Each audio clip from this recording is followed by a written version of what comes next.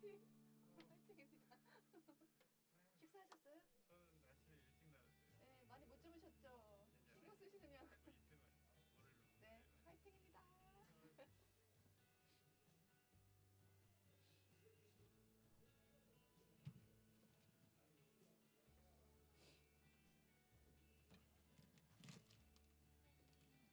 네, 사회자인데요. 아, 예, 예. 네, 앞에 그냥 안내 멘트 요 정도만 영어로 할 거거든요. 그리고 아, 그 그러세요? 이후에는 네, 다 한국어로 할 거라 제가 동시 통역 안내 나올 때까지만 한 4문장 정도? 한 4마디 정도만 예, 알겠습니다. 한영어로 하고 그 이후에는 다 해주시면 돼요. 아, 그때 한영 두 언어로 다 하신다고 했습니다. 네, 요 앞에 부분, 앞에 장면. 네, 잘 알겠습니다. 네, 예, 감사합니다. 감사합니다. 교수님 두 가지만 네. 말씀드릴게요.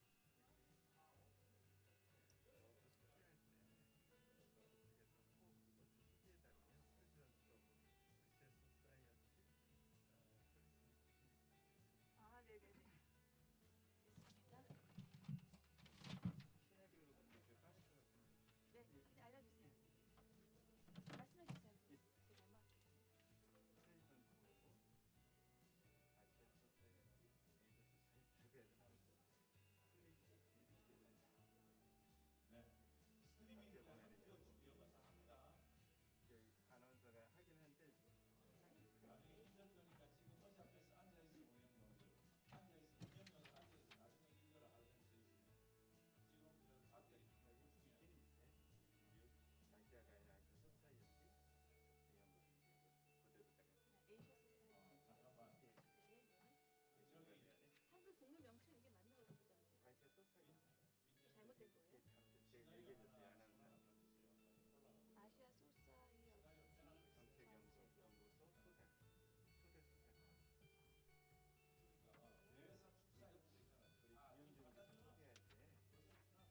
우리 김영준 교수 소개할 때 그래서 어떻게 읽어야 될지 물어봤어요. 아나운서님이 물어보더라고요. 김영준 교수한테 물어봤더니 LED 에이스가 줌 베이셀 타스. 이게 라틴어다. 스트리밍 에이스. 오케이. 자 아나운서 이제 멘트 이거를 약간 빼고 핵심만 베이스가 갑니다. 아니라 베이스. 자 통역사 선생님 제가 잘 들리는지 준비됐으면 손 한번 들어주세요. 통역사. 통역사 왼쪽에 있어요. 왼쪽에 저한테만 왼쪽 살짝 보세요. 에이서 타스 맞나요? 에이스 타스. 에이서 타스. 알겠습니다. 받아드릴까요? 네, 네. 테스트하고 있습니다. 통역 소리 잘 들어가고 있나요?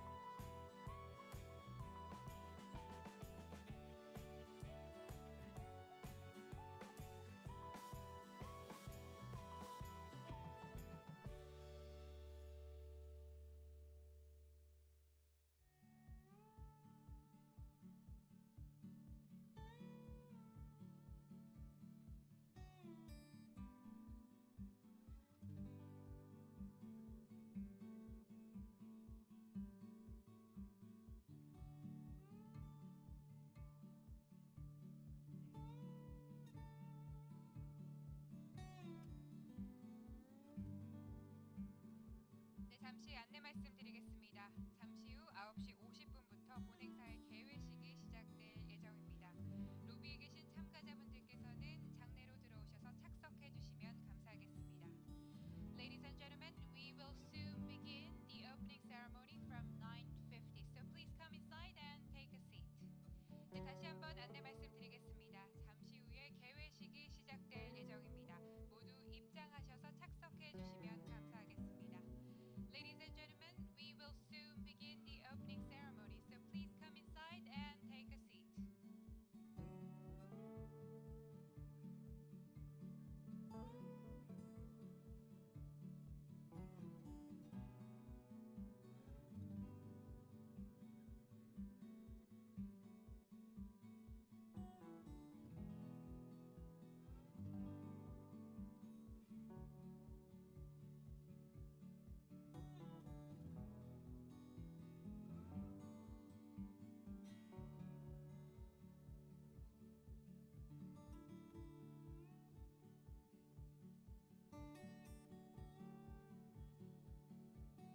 네, 또한 원활한 행사 진행을 위해서 소지하고 계신 휴대전화는 진동으로 전환해 주시거나 전원을 꺼주시면 감사하겠습니다.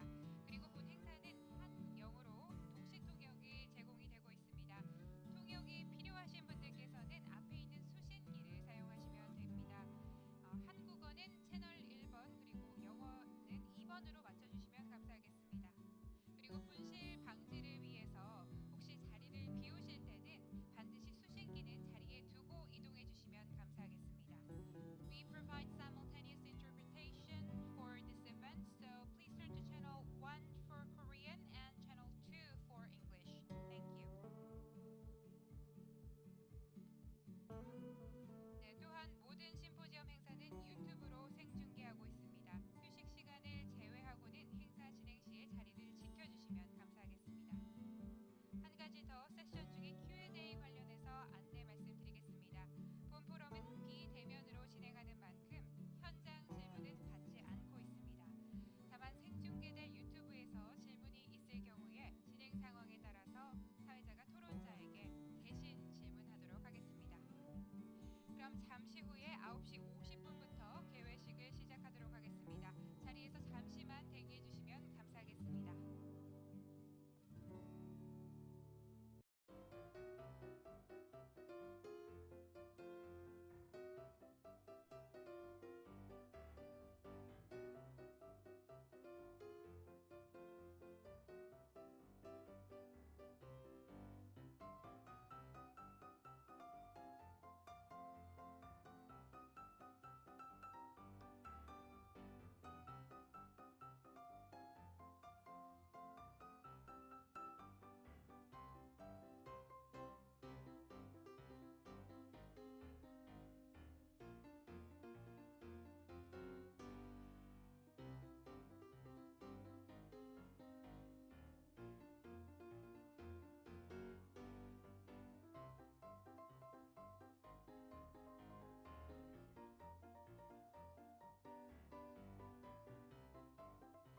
안녕하십니까.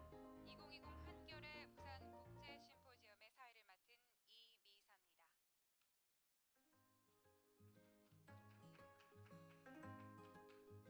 네, 바쁘신 와중에도 16회차를 맡고 있는 한겨레 부산 국제 심포지엄에 와주신 모든 분들께 감사 인사 올립니다. 그럼 지금부터 2020 한겨레 부산 국제 심포지엄을 시작하도록 하겠습니다.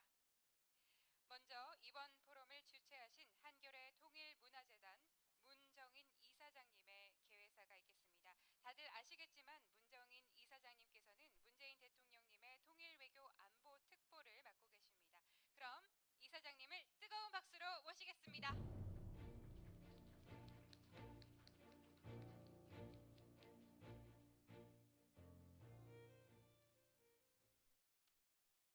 반갑습니다.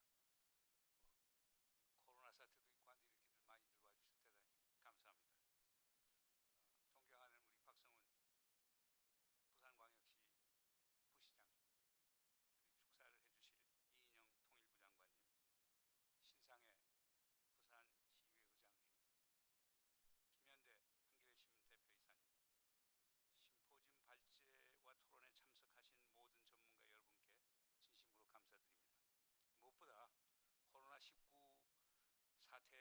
맞아 방역과 생업전선에서 사투를 벌이면서도 이번 심포지움에 아낌없는 지원과 응원을 보내주신 부산 시민 여러분, 그리고 부산광역시 및 한국해양수산개발원 관계자 여러분께도 깊은 감사의 말씀을 드립니다. 개인적으로 저와 한겨레 부산 심포지움의 인연은 참으로 각별합니다. 기조 강연자로, 사회자로, 토론자로 심포지움에 거의 매년 빠짐없이 참여를 했습니다. 이번에 16번째 심포지움의 개회사를 맡게 돼 감회가 남다릅니다. 이번 심포지움은 어느 때보다 무겁고 엄중한 시기에 개최되었습니다. 코로나19 팬데믹은 신안보 위협에 대한 대응이라는 새로운 숙제와 도전을 던지고 있습니다. 팬데믹은 우리의 일상은 물론 세계 정치 지형까지 바꿔놓을 것입니다. 며칠 전 끝난 미국 대통령 선거도 향후 한반도 정세에 적지 않은 영향을 미칠 것으로 봅니다. 이를 반영해 올해 심포지움의 주제는 2020 팬데믹과 국제질서 대변동, 새로운 국가전략을 위한 구상으로 잡았습니다. 미국 대선과 팬데믹이라는 외부적 환경이 동북아 한반도 정세에 미칠 파급력을 가늠해보고 이에 대처하기 위해 지혜를 모으는 자리가 될 것입니다. 전날엔 오늘이죠. 오늘은 케빈 러드 전 오스트레일리아 총리를 모셨습니다. 제가 이제 질문을 던지고 러드 총리가 이제 답변을 했었는데, 러드 총리는 그 호주 총리 재직 시에 미국과 중국 사이에서 상당히 실용적 외교 노선을 추진하기 위해서 노력하신 분이었죠. 원래 이 양반은 저 북경대학에서 사실상 북경대 국제관계학원에서 석사를 한 사람입니다. 중국 만다린도 아주 잘하시는 분인데, 그리고 이어지는 세션에서는 한미 소장학자 두 분이 인공지능, 5세대 통신망 등을 놓고 미중 간 첨단 기술 경쟁에 대해서 논의를 합니다. 아주 재미있을 것입니다. 그리고 김수건 국립외교원 명예교수께서는 한미중 3국 전문가를 온라인으로 연결해 코로나19와 미국 대선 이후의 미중 관계에 대해 실시간 토론을 할 예정입니다. 재단 이사 감사님과 심포지움 기획위원님들이 모여 격의 없이 의견을 주고받는 라운드 테이블도 마련했습니다. 특히 우리 한겨레 통일문화재단 이사님들이 역대 이사님들 중에서 가장 적극적입니다. 오늘도 지금 상당히 많이들 내려와 주셨는데 박수로 좀 환영해 주십시오. 전에는 저도 그 이사님들이 별로 안 내려왔거든요. 근데 이번에는 뭐 거의 대거 6분씩 내려오시고 아주 고마운 마음입니다. 둘째 날에는 프랭크 자누지 미국 맨스필드 재단 대표와 김준형 국립외교원장이 미 대선 이후 한미동맹과 북핵 문제를 중점적으로 토론할 예정입니다. 프랭크 자누지는 조 바이든이 그 상원의원을 할 때 그게 입법 보좌관을 오래 했었죠. 뭐 10년 이상을 해서 사실상 바이든 당선자의 오른팔이라고 할 정도인 분인데, 아마 내일 오전에 그 세션은 상당히 재미가 있을 것입니다. 응우엔 뿌동 주한 베트남 대사님이 한 아세안 협력을 문화와 인문, 도시간 교류까지 확대하는 방안도 토의합니다. 한국해양수산개발원 주관으로 포스트 코로나19 시대를 맞아 글로벌 공급망 변화에 따른 동북아 해양물류와 부산지 역할을 조망합니다. 부산 북항 재개발 비전을 마련하기 위해 손꼽히는 전문가들도 머리를 맞댈 예정입니다. 평화는 꿈꾸고 상상하는 자들이 것이라는 저희 평소 지론이 이곳 부산에서 더욱 꽃피고 열매를 맺기를 기대합니다. 감사합니다. 네, 이사장님 말씀 들으니까 굉장히 기대가 됩니다. 네, 그럼 자리로 돌아가 주시면 되겠습니다. 이어서 심포지엄의 공동 주최자이시죠. 부산광역시 박성훈 경제부시장님 모시겠습니다. 뜨거운 박수로 부탁드리겠습니다.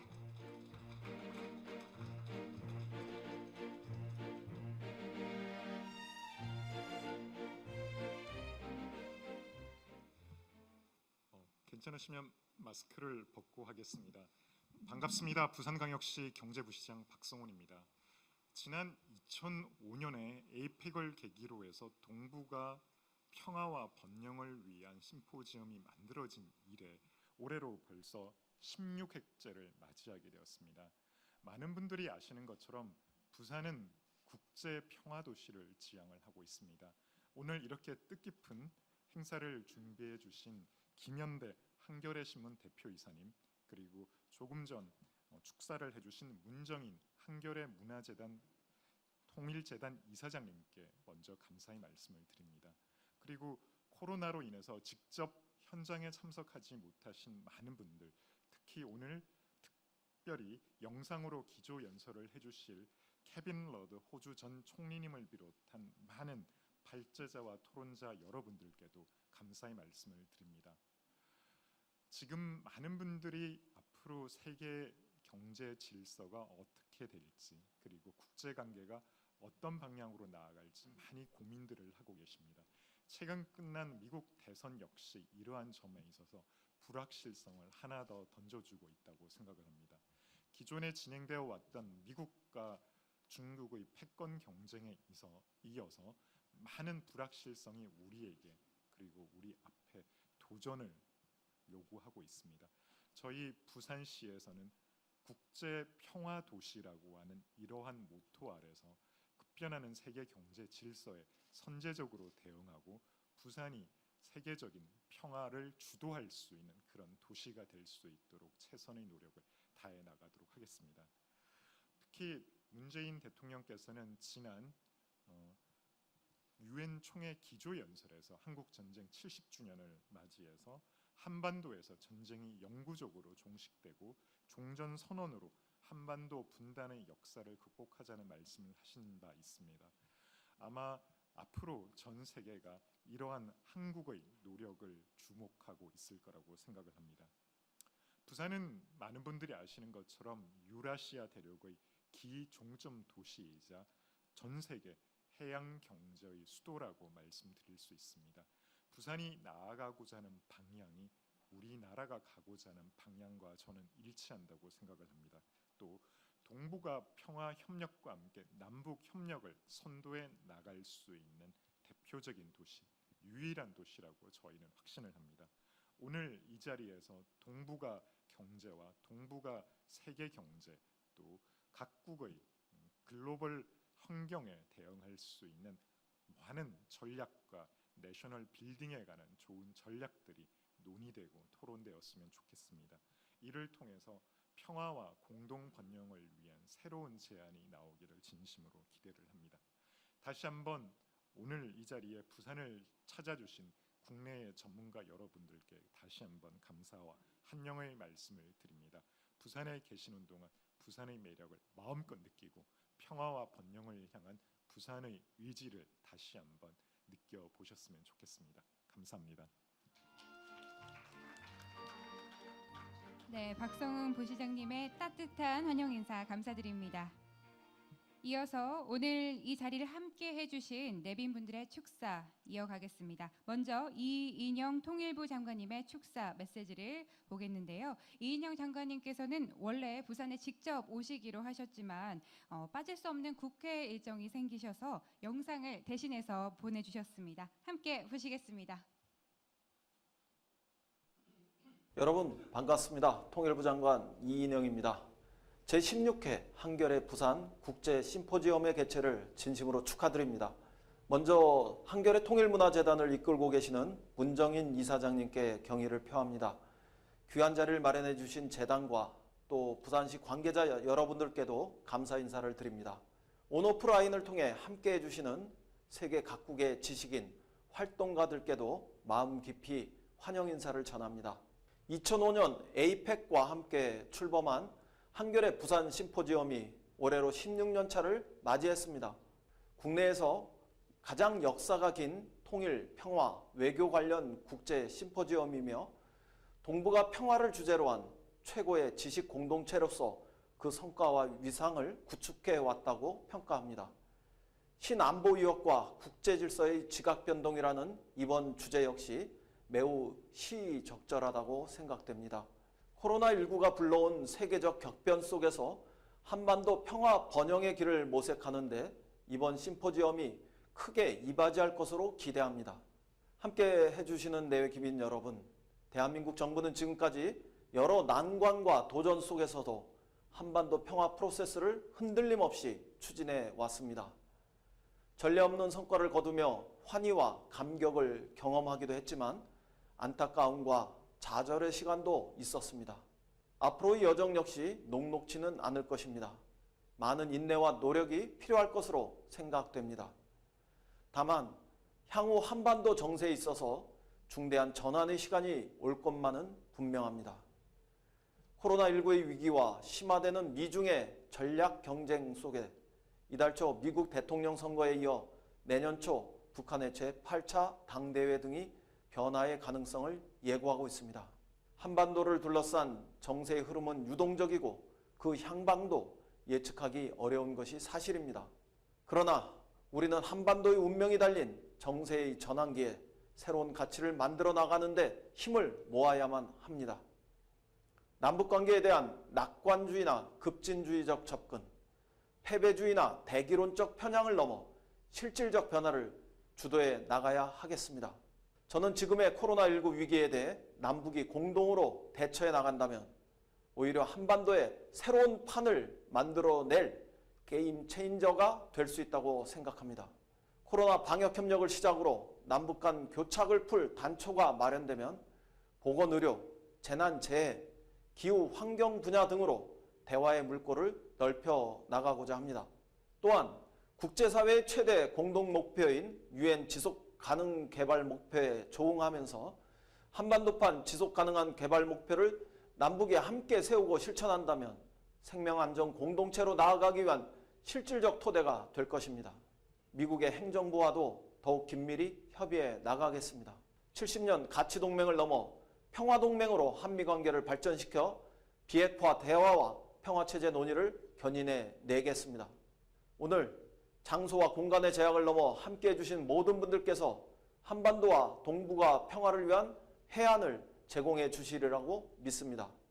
며칠 전 겨울로 들어선다는 입동을 지나왔습니다. 서양에서는 추수감사절이 곧 다가옵니다. 한 해의 경작을 마감하고 차분히 겨울을 준비하는 시간입니다. 코로나19로 많은 것이 부족한 상황에서 갈등과 대립이 아니라 연대와 협력을 통해 상생의 열매를 맺어 나가야 할 시점입니다. 오늘 이 자리가 새로운 안보 유학과 국제사회의 냉엄한 질서 변화 속에서 평화와 공존, 화해와 연대의 해법을 모색하는 참 좋은 공론의 장이 되길 기대합니다. 다시 한번 심포지엄의 개최를 축하드리며 참석하신 모든 분들의 건강과 행복을 기원드립니다. 감사합니다. 네, 감사합니다. 이상으로 이인영 통일부 장관님의 축사였습니다. 지금 자리에 계시지는 않지만 다시 한번 큰 박수 부탁드리겠습니다. 네, 이어서 신상의 부산광역시의회 의장님께서 축하 말씀해 주시겠습니다. 의장님을 큰 박수로 환영해 주시기 바라겠습니다.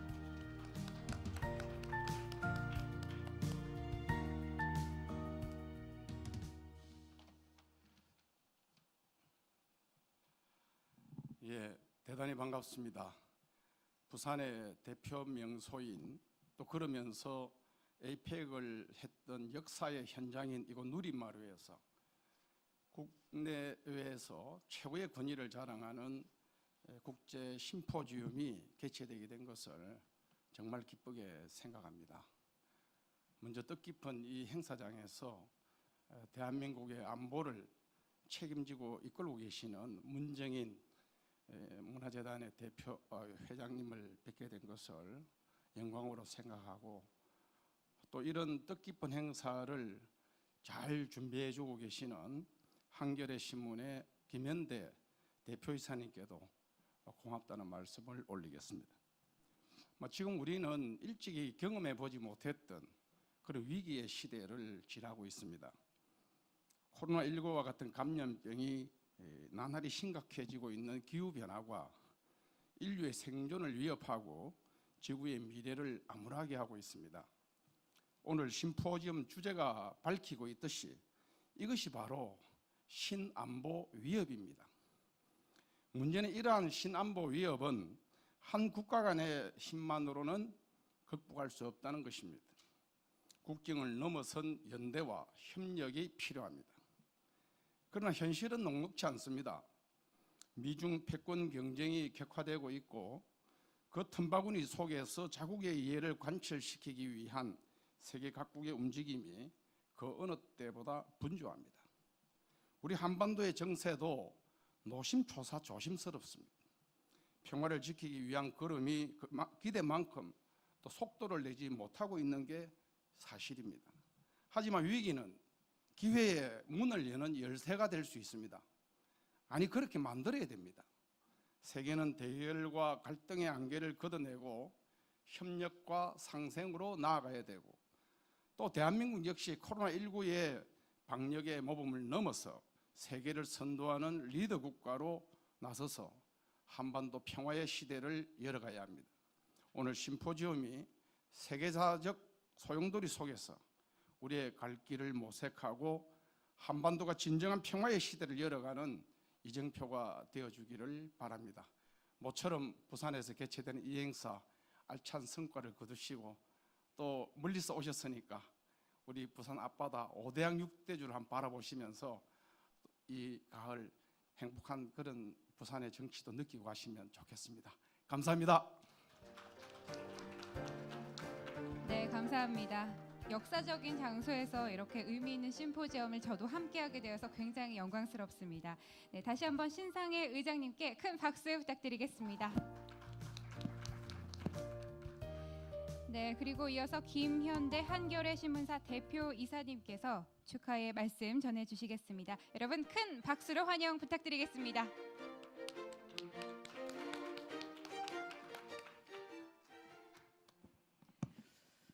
반갑습니다. 아름다운 부산 해운대 누리마루에서 아름다운 분들과 함께해서 참 행복합니다. 유튜브로 참여하시는 분들한테는 참 안타깝습니다만은 오늘 날씨도 참 아름답습니다. 때마침 트럼피즘의 후퇴가 선언되는 국제 정치의 대사건이 벌어지고 있습니다. 우리로선 한반도를 둘러싼 트럼프의 드라마틱한 한방을 다시 보기 어렵게 됐다는 그런 아쉬움도 있지만 그것보다는 예측 가능한 한반도 대화, 지속 가능한 평화의 길로 가는 여정이 더 넓어질 것이라 기대하는 마음이 큽니다. 미국 정치평론가 벤 존스가 며칠 전 TV에 나와서 울먹이는 장면이 참 감동적이었습니다. 무슬림이 미국에서 사는 것을 두려워하지 않아도 되는 세상, 이민자들이 이유 없이 추방당하거나 겁내지 않아도 되는 세상, 사람들이 조금이라도 더 평화를 누리는 세상으로 이제 다가갈 수 있게 됐다고 가슴 깊이 울분과 소망을 쏟아냈습니다. 여러분, 민족 간 전쟁을 치르고 여전히 분단의 아픔을 극복하지 못한 우리는 항구적인 평화라는 궁극적인 가치를 간절히 소망합니다. 그런 점에서 이번 심포지움에 참여해 주신 여러 전문가들의 지혜와 통찰이 팬데믹 이전과 이후의 불확실성을 진단하고 보다 평화로운 우리의 운명과 미래를 개척하는 등대의 구실을 할 것이라 믿습니다. 16번째 우리 평화통일국제심포지움이 열리는 이곳 누리마루는 2005년 아펙 정상들이 머리를 맞대고 동아시아의 평화와 협력과 평화를 논했던 자리입니다. 저 멀리 창밖으로 보이는 바다는 왜 아펙 정상들이 여기 부산에 모였는지, 왜 부산이 동북아 해양 수도라고 불리는지를 실감케 합니다. 여러 어려움이 많았지만 이번 심포지움을 정성껏 준비해온 부산시와 한겨레통일문화재단, 한국해양수산개발원 관계자분들께 깊은 감사의 말씀을 드립니다. 올해 부산광역시가 한겨레통일문화상의 첫 공로상 수상자로 선정됐다는 소식도 알려드리고자 합니다. 이것은 16년 동안 헌신적으로 한결같이 이번 국제심포지움을 지원해 주신 데 대한 한겨레통일문화재단의 작은 감사의 표시였습니다. 다시 한번 감사드립니다. 네, 감사합니다. 이제 개회식의 마지막 순서만 남겨두고 있는데요. 귀중한 걸음해 주신 내빈분들 모시고 기념 촬영 진행하도록 하겠습니다. 스텝의 안내에 따라서 개회사, 환영사, 축사를 해주셨던 내빈분들 무대 위로 함께 해주시고요. 또 기조 연사, 좌장, 발표자 그리고 토론자 분들께서 모두 무대 위로 나와주시면 감사하겠습니다.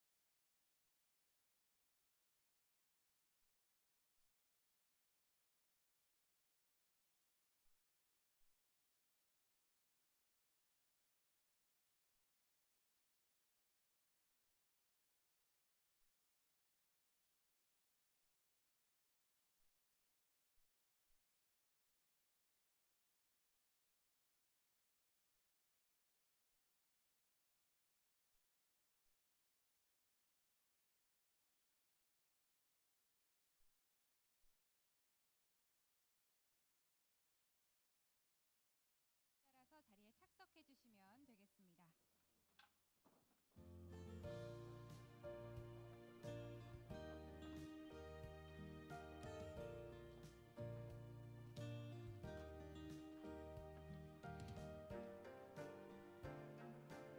네, 이것으로 2020 한겨레 부산 국제 심포지엄 개회식을 모두 마치고 이어서 바로 기조 강연 진행하도록 하겠습니다.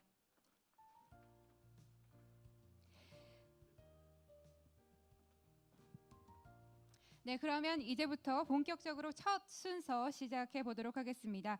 오늘 심포지엄의 첫 번째 순서는 케빈 러드 전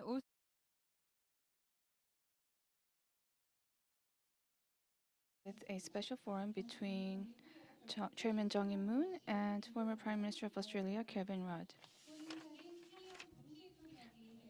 We are providing simultaneous interpretation services for this forum. Please refer to the interpretation receipt.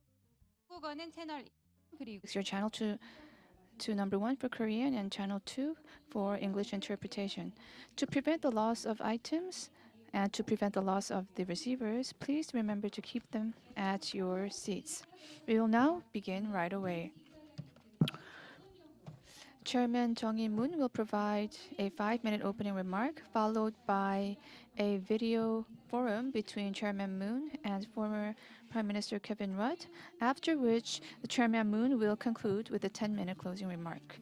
We are broadcasting everything live via YouTube, so please remain at your seats. We will now invite Chairman Moon to the stage once again. I already provided opening remarks.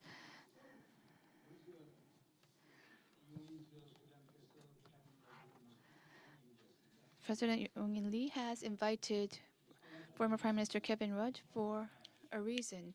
The COVID-19 broke out and we are facing many economic difficulties, social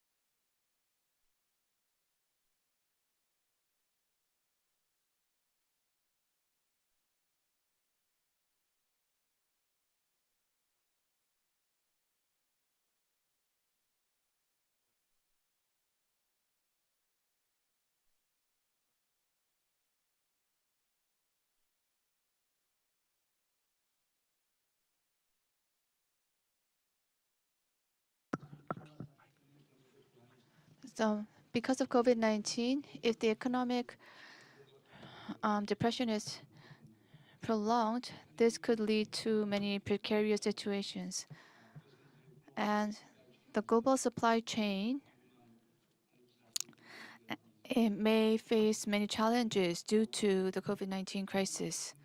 What is even more challenging is that in the past, as for the Ebola outbreak, the Obama administration had taken the lead and led a global coalition to fight the disease. However, the U.S., in the face of COVID-19, has become very debilitated, and it is not able to exercise international leadership in fighting the coronavirus. So many people are concerned about whether things will entirely change after COVID-19. A columnist even coined the term before COVID and post-COVID. So some people also point out, for instance, Dr. Kissinger says that because we are struck with COVID-19, national boundaries will be set up and countries may be isolated. Some others say that eventually the U.S. will claim victory and enter into a phase called Pax Americana II. Others remain pessimistic, nevertheless, pointing out that the U.S. domestic politics has been polarized and its economic engine is no longer there, and that Pax will be led by China instead of the United States.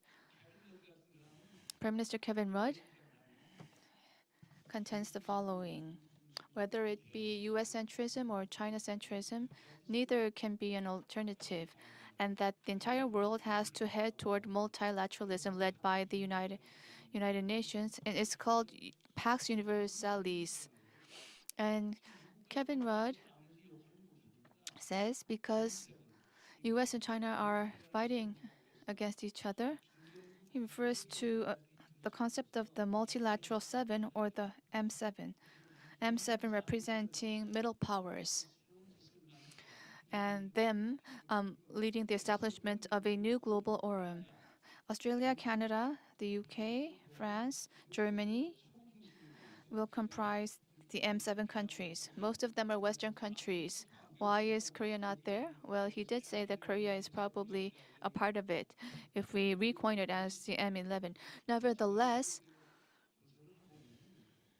I found that I personally don't think that the international order will undergo seismic shifts after COVID-19. I think competition between the US and China will continue. Of course, things could improve in a positive way where the two countries cooperate under the G2 system. And another possibility is where the relations between China and US deteriorates. That is what happened under the Trump administration, and that would lead to a new Cold War era, order. So economic decoupling and technological hegemonic fight between the two countries, and the establishment of tech alliances to check China, and the possibility of a balanced alliance, and various thoughts and concepts are coming to the forefront. Otherwise, on the side of the U.S., because the U.S. predicts that otherwise China will make things very difficult for the United States in the future. Last but not least, there could be continuation of the current status quo. Biden has been elected, and I don't think that the Biden administration would be as harsh as the Trump administration, but I think containment against China and checking China will continue under the Biden administration. Pompeo described China as a hostile state, but I don't think that will be the case under Biden. Of course, Biden will accept that the US and China are in rivalry, but the two countries have gone through phases where they have cooperated and phases where they have competed and phases where competition has intensified.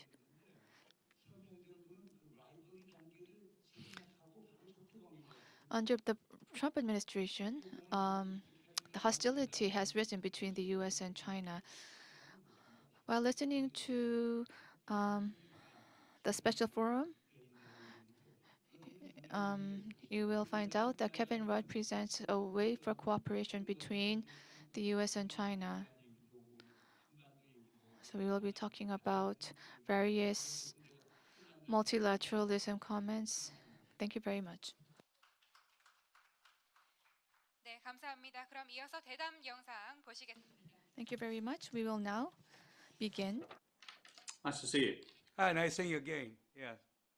I Hey, saw mate. you on CNN Yeah, I just early finished this on morning. CNN. Yeah, it's there's a lot going on in the world, my friend. Would you just Good. go ahead for 10 minutes? Then I'll be asking a set of questions to you. Yeah, that's fine. And the thrust of just to confirm, the thrust of the remarks you'd like me to make for 10 minutes, what would you like me to address again? No, you can talk about, as you talked about at, CNN, what is your take on the American president's election? And then you have Okay, written good. a lot on the so-called crisis of multilateralism. You talked about, multilateral 7 and etc. You can talk about the future of multilateralism, and also you're a specialist in China, and what would be the implications of change of leadership in the U.S. on U.S.-China relations? Is this a new Cold War coming or not? Is there a way to avert the advent of a new Cold War? And Okay, obviously, well, let me speak for 10 minutes on that. Yeah. yeah. And the audience is Korean, is that right? Oh yeah, we have a huge audience, and ministers are coming and etc. Is one of Busan City where the APEC meeting was held. Yeah, I've been in fact, there. the Busan Metropolitan City is organizing the event with Hankyoreh daily newspaper. Therefore, it's a very well-known forum in Korea, along with Jeju Forum. That's That is good. one of the best forums in Korea. Yeah. We'll have a huge Okay. audience. Yeah. So I'm looking primarily at a Korean audience. That's what I need to know. Yeah. Yeah, no, but it will be shared through the YouTube because it will be posted on YouTube. Okay. Then everywhere in the world they'll be looking at it. But anyhow, where primary concern is what the U.S. and then Yeah. U.S.-China relations, and then implications for the Asia Pacific. Yeah. Okay. Let me get. So I'll speak for 10 minutes, and then we'll ask some Q&A. Okay. Sure. Yeah, that'll be wonderful. I'll start now. Well, greetings to all of our friends in the Republic of Korea. I've been to Korea on many occasions. I've been to Busan on many occasions as well. It's a wonderful country, and I would commend the Korean people for having navigated the COVID crisis so effectively. We have followed these debates intensely in Australia. Of course, all of us as allies of the United States have been focused on the outcome of the US presidential elections. The fact that President Biden-elect is now on his way to forming the next administration as of the 20th of January is of profound significance to all of us. The American presidential outcome, of course, is only one part of the picture. The other part of the picture is Xi Jinping's China, where the Chinese leadership have just convened the 5th plenum of the 19th Central Committee of the Chinese Communist Party. And the critical question for America's Asian allies like the ROK, Japan, Australia and others is what now constitutes the foreign policy and security policy environment in which we will now be operating. And in the case of the ROK, what does it mean for the DPRK as well? I think the first thing to be said is that China's overall strategy towards the United States is unlikely to change. If you look carefully at the party plenum documents, but also the publications of China's principal strategic and foreign policy think tanks, China is preparing for what it describes as a sustained period of structural, systemic competition against the United States. Furthermore, it is doing so within a strategic framework where the Chinese system believes that there is a deep underlying shift in the balance of power between Washington and Beijing. And while Beijing does not say this overtly, that is why Beijing believes it has more freedom of policy maneuver than it did before. Tactically speaking, Xi Jinping's leadership will now go into a quiet period as they seek to understand the likely posture of the incoming Biden administration. That is important, although for the period between now and the inauguration on the 20th of January, we will all need to be mindful of risks still in the South China Sea, the East China Sea and Taiwan arising from miscalculation on the part of both sides during this difficult period of the interregnum. But assuming there are no major crises during the interregnum, although they are possible, particularly if President Trump is providing uncertain leadership from the White House, I believe that the tactical pause in China's appreciation and analysis of the Biden administration will take us through until the middle part of 2021. On the American side of the equation, what will the Biden administration do differently? Number one, there is no distinction between Democrats and Republicans on the overall concept of China and the United States now entering a new period of strategic competition. There will therefore not be any magical return to the status quo ante in the US-China relationship, the point that it reached in 2016. And in large part, that's because Xi Jinping has changed the content, direction, and tone of China's strategy and policy in the last 4 years. And as I said before, that's unlikely to change. Secondly, however, I think what was more likely to happen is that the Democrat administration under Biden and the Chinese are likely to reopen their military-to-military lines of communication. These have been effectively in abeyance for much of 2020 as the US-China relationship spiraled into disrepair. An effective military-to-military communications link is critical in terms of avoiding crisis management across the multiple flashpoints in East Asia. That's a significant advantage.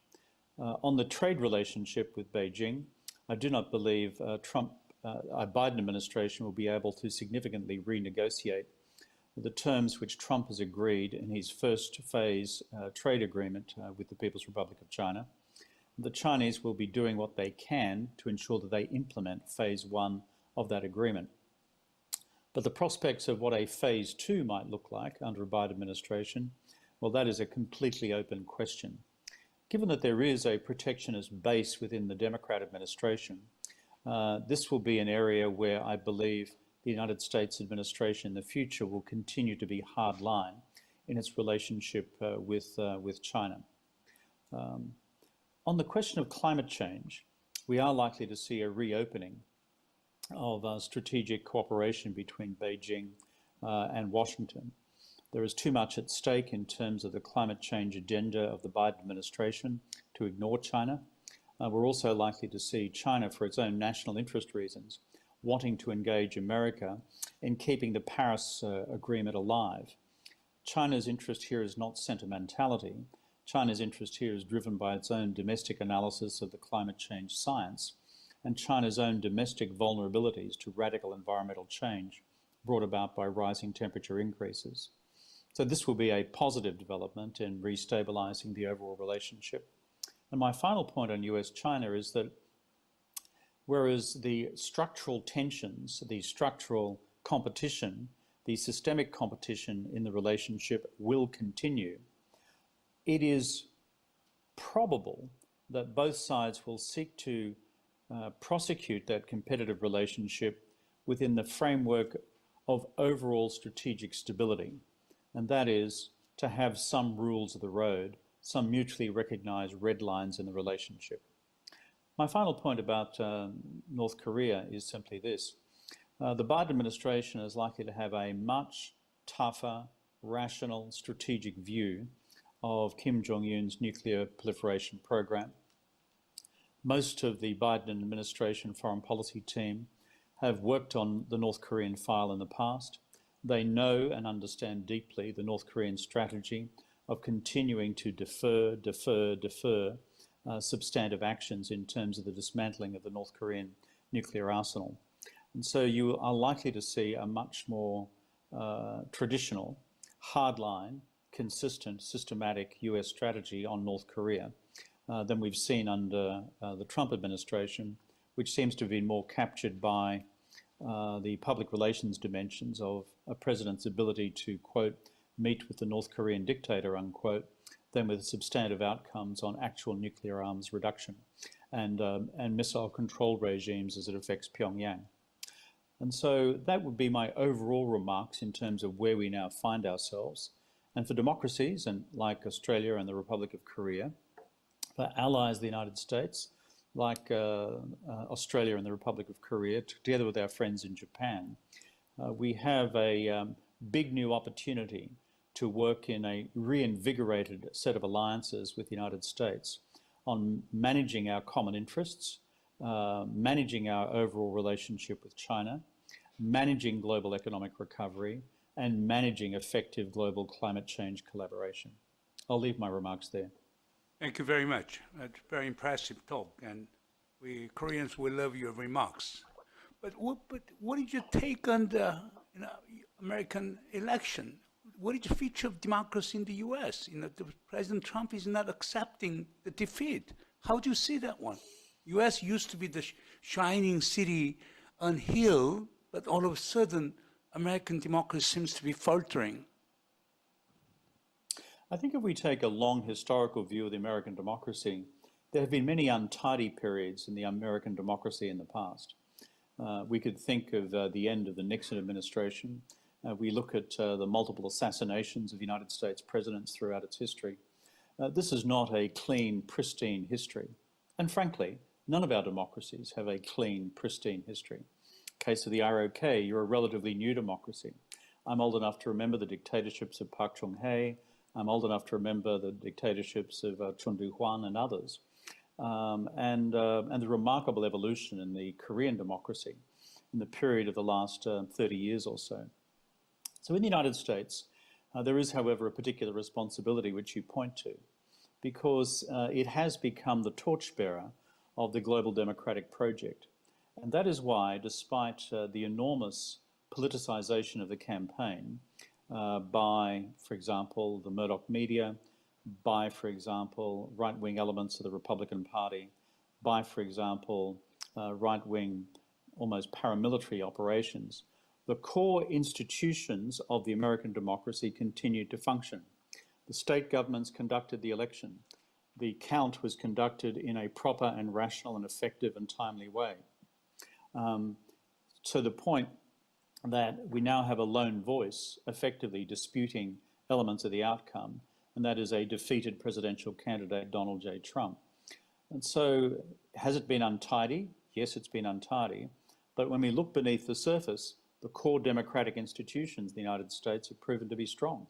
And I believe will continue to be proven to be strong until we see the inauguration on January 20.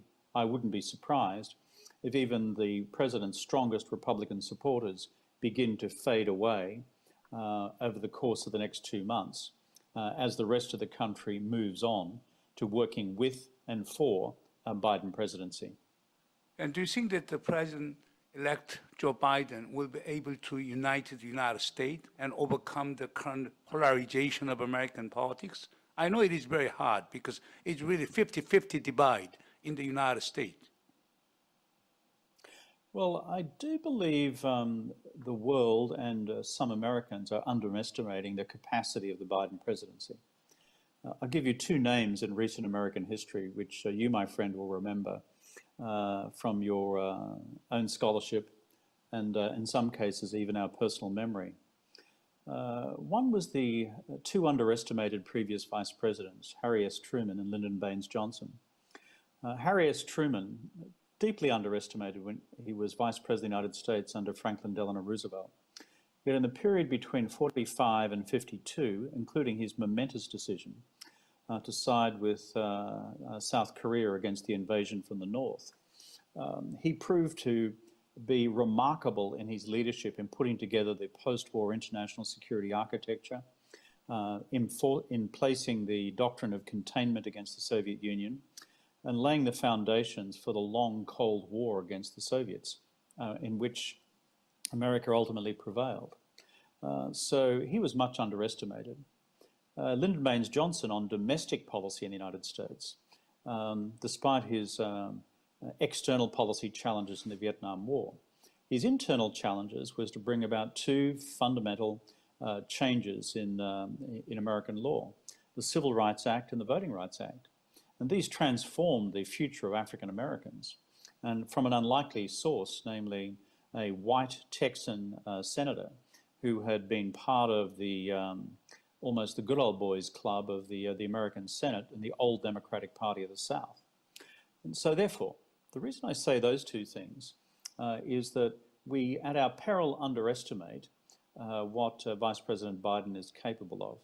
His challenge is to actually rise to the occasion on both domestic and foreign policy simultaneously, to bring COVID under control, rebuild the American economy, and heal the racial divisions within the country, which are ultimately about equality and inequality, and simultaneously embrace a period of open, collaborative leadership of the United States with its alliance partners both in Asia and in Europe. My final point about the Biden presidency is this. Joe Biden has a remarkable ability to put together a very good team. And if I look at the likes of Tony Blinken, Jake Sullivan, Michelle Flournoy, and others who are likely to occupy senior positions in this administration on the foreign policy and national security front, this is a formidable team, deeply experienced team, compared with those which President Trump was able to eventually cobble together for his own administration 4 years ago. Difficult, but they are intelligent enough and smart enough, my friend, to understand the dimensions of the challenge, the practical steps necessary to deal with the challenge, and the machinery of state which is essential to delivering on those answers. You pointed out that regardless of the Democratic Party or the Republican Party, overall anti-China sentiment in Washington is a matter of factness. Okay? Yeah. Then, is the new Cold War reality? I remember, Mike Gallagher, congressman from Wisconsin, once said that whether you like it or not, the new Cold War is a reality. And Michael Pompeo has been championing this new Cold War idea. Do you buy that argument? No, I don't, because it's not empirical. There's no evidence. And we should be careful about using language loosely. And as for Mike Pompeo, Mike has already been campaigning for the 2024 nomination for the Republican Party for a very long period of time. And the reason he called recently for the overthrow of the Chinese Communist Party was, even though President Trump has never called for that, was to position himself as the new torchbearer of the hard right of the Republican Party as he campaigns for the nomination in 4 years' time. So let's discount politics from, on the one hand, from substantive foreign policy and security policy reality on the other. As you know, Cold War 1.0, US-Soviet Union, had the following characteristics: mutually assured destruction through thermonuclear arsenals targeted at each other, and multiple nuclear crises. 2, third country proxy wars throughout Asia, Latin America, and Africa. 3, a rolling and raging ideological war between Soviet communism and democratic capitalism. 4, zero economic contact between the Soviet Union and the United States. Now, pardon me for being empirical about this, but none of those factors apply to the current state of the US-China relationship. Yes, there are major structural, systemic tensions between the two of them, and there are widening ideological differences. But there are no third world proxy wars at this stage. There is not a rolling nuclear standoff between the two. And these two, the China and the United States, have massive levels of economic enmeshment in trade, to a lesser extent in foreign direct investment, but a common engagement in global capital markets totaling some $5 trillion annually. That's why I have chosen myself to call this Cold War 1.5. It's different. It's wrong to say that it's on an inevitable trajectory to Cold War 2.0. And the thing about Cold Wars like hot wars, my friend, is that they all can be avoided. We are not passive recipients to the determinist forces established in international relations or in domestic politics by an unnamed God, or Marx, or dialectical materialism or anything else. We are agents of political change, and we can choose, both in Beijing and Washington, to navigate this relationship differently. And I would urge Beijing and Washington to do so. It's great to hear your very positive and optimistic remarks. But let's turn to the Korean Peninsula. You talked about, Tony Blinken is very experienced, foreign policy expert. Susan Rice may come in. Funoi, she's very, very balanced. No first use, advocacy and etc. But overall, we Koreans are very much concerned that the Biden administration may return to old strategy patience of the Obama administration. What is your take on that one? The truth is, we will not know the full content of the Biden administration's strategy on North Korea for some time, or on the Korean Peninsula more broadly. I do know, however, based on my knowledge of the individuals you've just referred to, and I've known them for a very long time, like you have, my friend, is that they are deeply realistic about Pyongyang, deeply realistic. They've seen all the North Korean strategies in the past. They are not convinced that Kim Jong-un is a force for change within either Korean politics, perhaps partly within the economy, but not really in terms of international strategic policy, or his determination to secure the long-term future, as he would see it, security of his regime by having a significant nuclear force of his own. So the analysis of Kim Jong-un and his regime on the part of the incoming Democrat administration is more likely to be consistent, hardline, and realist. Now, in terms of what they do by way of a policy response, I think we will need to wait and see, and I would not wish to prejudge that by any remarks that I make in this gathering, but there will be no romanticism about what Kim Jong-un's strategy is. And therefore, I also know, however, that the administration under Biden will have as its first instinct, not as its last instinct, to deal with Seoul like this in developing its policy and strategy towards the Korean Peninsula. And for South Korea as well, you're likely to have a much more normal, less adversarial relationship on the Korea-U.S. trade relationship as well. So in overall terms, I think for Seoul, a Biden administration will be an effective partner.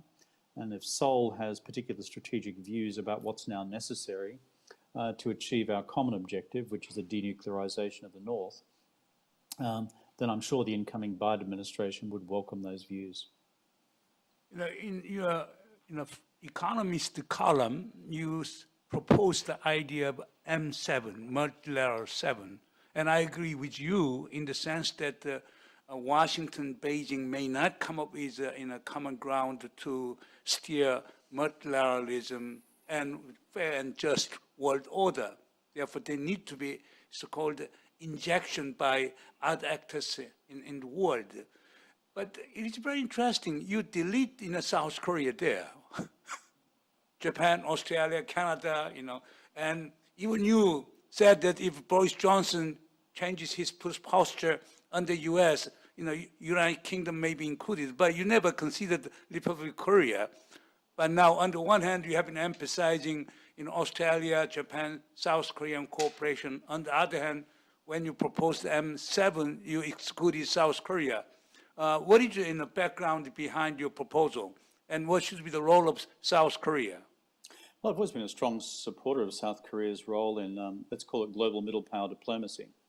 And for example, the small organization we call MICTA, Mexico, Indonesia, as well as South Korea, Turkey and Australia, was actually initiated at foreign ministers level by me in 2012, the first meeting of those MICTA foreign ministers at a meeting in Mexico convened by myself.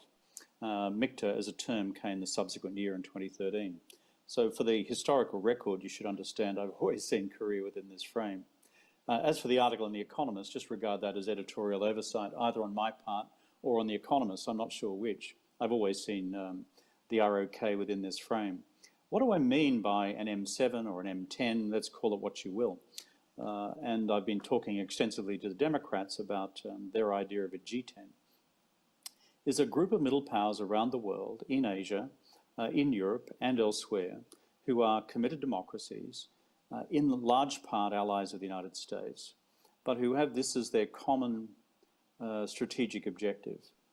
In addition to our alliance obligations towards the Americans, it is to preserve, sustain and strengthen the fabric of the multilateral system anchored in the United Nations and the Bretton Woods institutions. And I have argued this for a very long time. You see, great powers have a delusion. The delusion of great powers is that they can exist in the absence of an international rules-based order. For the rest of us as middle powers and as smaller powers, we have no such delusion. If you want a case study of why that is the case, look at the history of the Korean War. There, the United Nations acted under a resolution, and the United Nations forces, including Australian forces, entered the field to defend the South against the North. And so my argument about middle powers, like ROK, Japan, Australia, and the Europeans, and others, and I have not been prescriptive about the final list, by the way, just so that everyone's clear on that,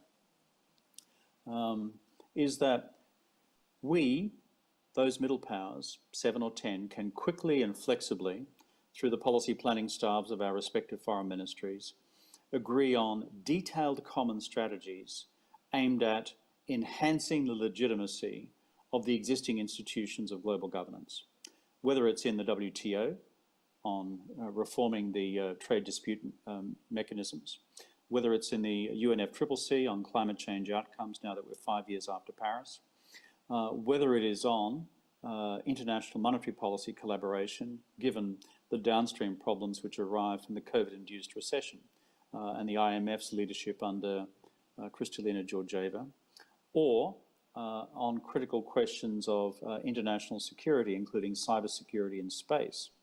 In other words, our common interest, as what I describe as the M7, M10, call it, or the G10, which is, I think, how the Americans are conceiving it as well, is creating a critical mass of policy, financial, diplomatic, and political capital among us to preserve the machinery of the global governance system, irrespective of whether we achieve a new equilibrium between China and the United States.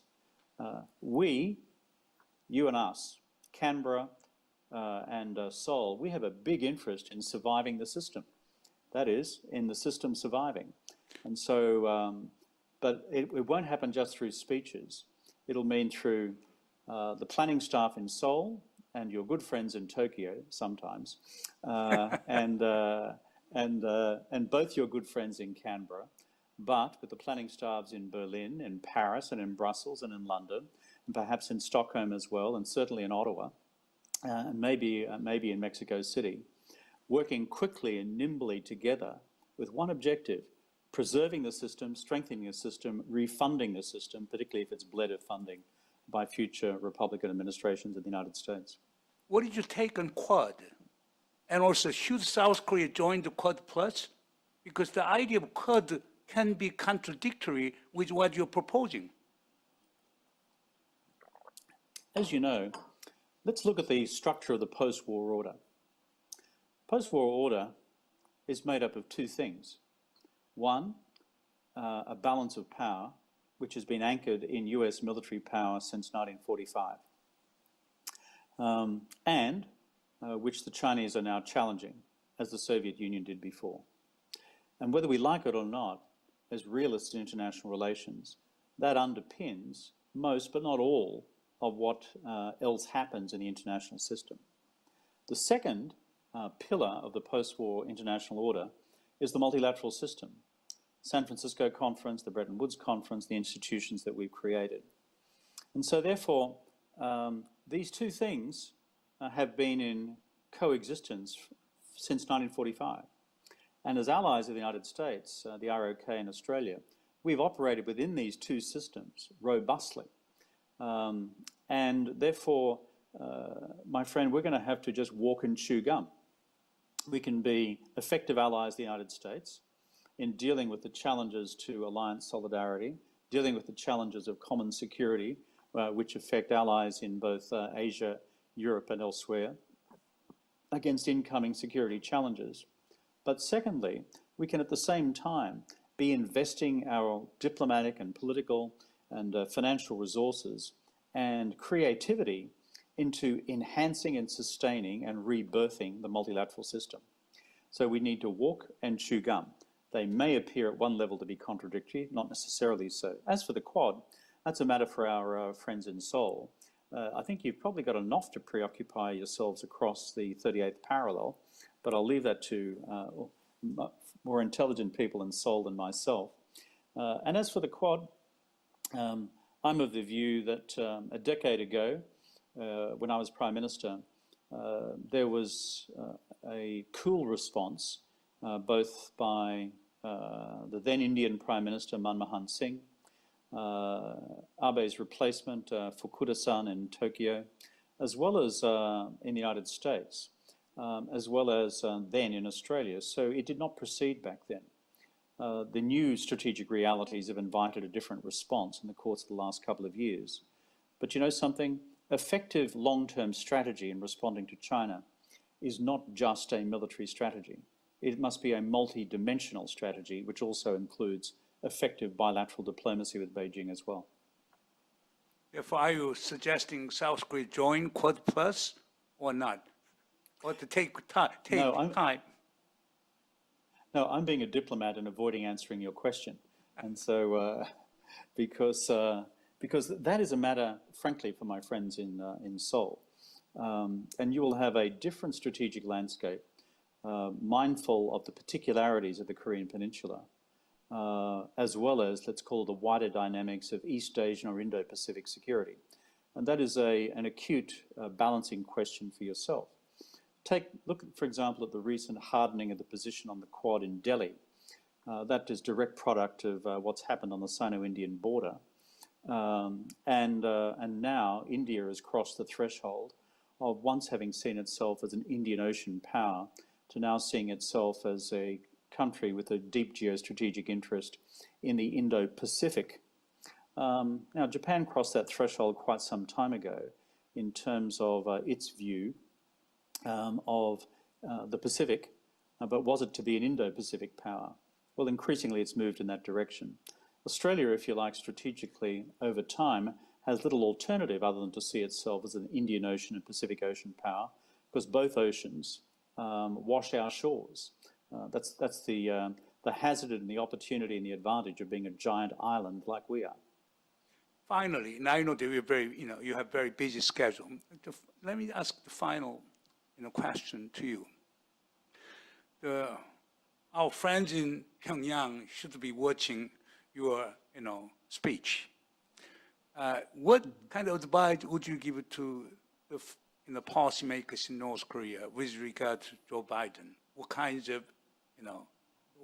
of behavior they should show?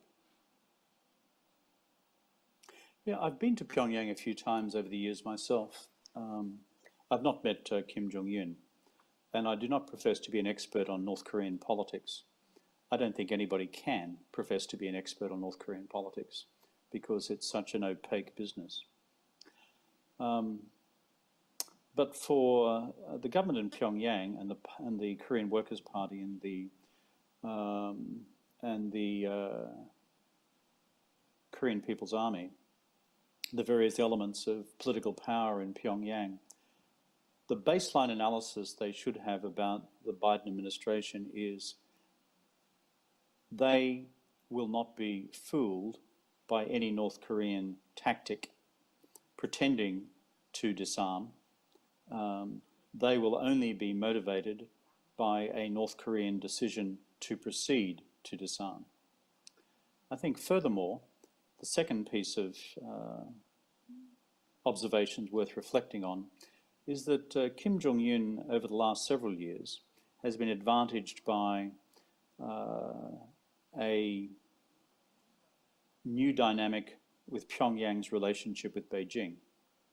And that is, as Trump sought to normalize the relationship with Pyongyang, the result was that the pressure was removed from Xi Jinping and China to continue to apply pressure on North Korea to disarm its nuclear arsenal and to abandon its missile program. If Biden manages to restabilize the relationship with Beijing, and it's quite possible he will, one of the elements in the price of that will be China changing its posture to the DPRK. And therefore, for Pyongyang to assume that it will simply be a continuation of the previous relationship with Xi Jinping on nukes, I think is misplaced, because that will be front and center to Biden's approach to any restabilization or normalization of the relationship with the People's Republic of China. Those two factors, I think, should impact North Korean strategic thinking. Tactics, particularly tactics based on deception, will not wash with Biden's administration. They're too experienced. They've been doing this for too long for any of the old tactics to work, irrespective of the Hollywood dynamics of some of the things which have transpired more recently between Kim Jong-un and Donald Trump. Anyway, thank you very much, Prime Minister Rudd, and it was great, and it was extremely illuminating and enlightening to us. I again thank you very much on behalf of the organizing committees of this Busan Symposium. Thank you. Well, my greetings also to the Symposium, and my genuine well wishes to all of our friends in the ROK. Those of us who follow foreign policy carefully understand how complex and life and death your national security policy decisions are in Pyongyang. Your national security decisions are in Seoul and dealing with Pyongyang. And therefore, our thoughts are always with you, and our sense of solidarity is strong with you, given the challenges you face. You have many, many deep friends in Australia. Thank you very much. I will do that. Bye-bye. Okay, bye then. 네, 감사합니다. 현 정세에 대해서 굉장히 Yes, thank you very much. That was a very illuminating forum. And now we'll have some concluding remarks from Chairman Moon. Please welcome Chairman Moon back with a round of applause.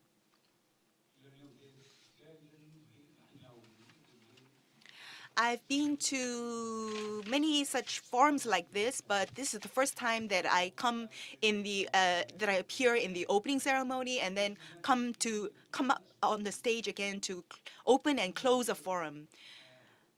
I'm making too many appearances today. But anyway, Prime Minister Rudd is a diplomat, was trained as a diplomat, and he's a fluent Chinese speaker, Mandarin speaker, and he studied and received his MBA,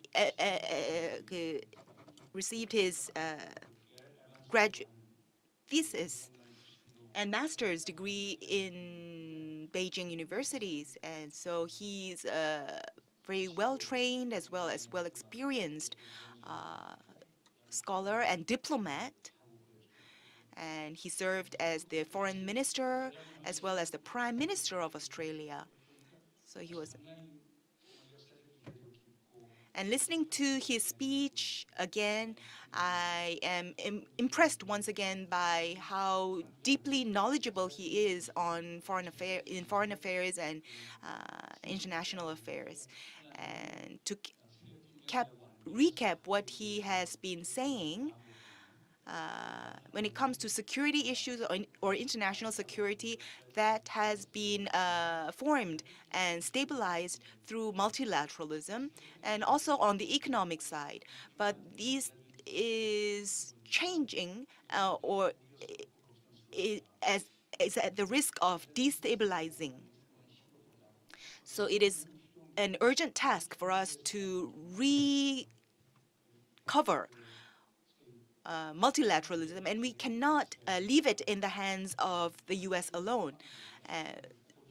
Middle powers like Japan, Korea, Germany, EU, and even Mexico, all these middle power countries have to play their role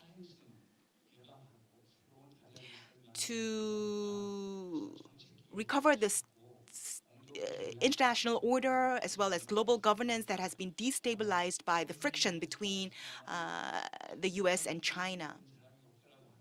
And although he did not say this outright, the problem that we face and the challenge that we face is because we don't have such leadership right now. And one thing that I felt as I was talking to Mr. Rudd is that we cannot leave the international order and the global governance in the hands of China and US. We have to play our role. And we have to go back to the existing desirable international order, and that is the big message that this forum gave us. And the other thing was about our attitude towards both China and the DPRK. There was a strategy report by the Biden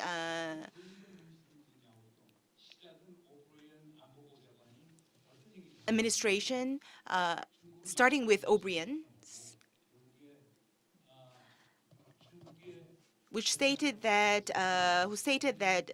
Marx-Leninism is the basis of China's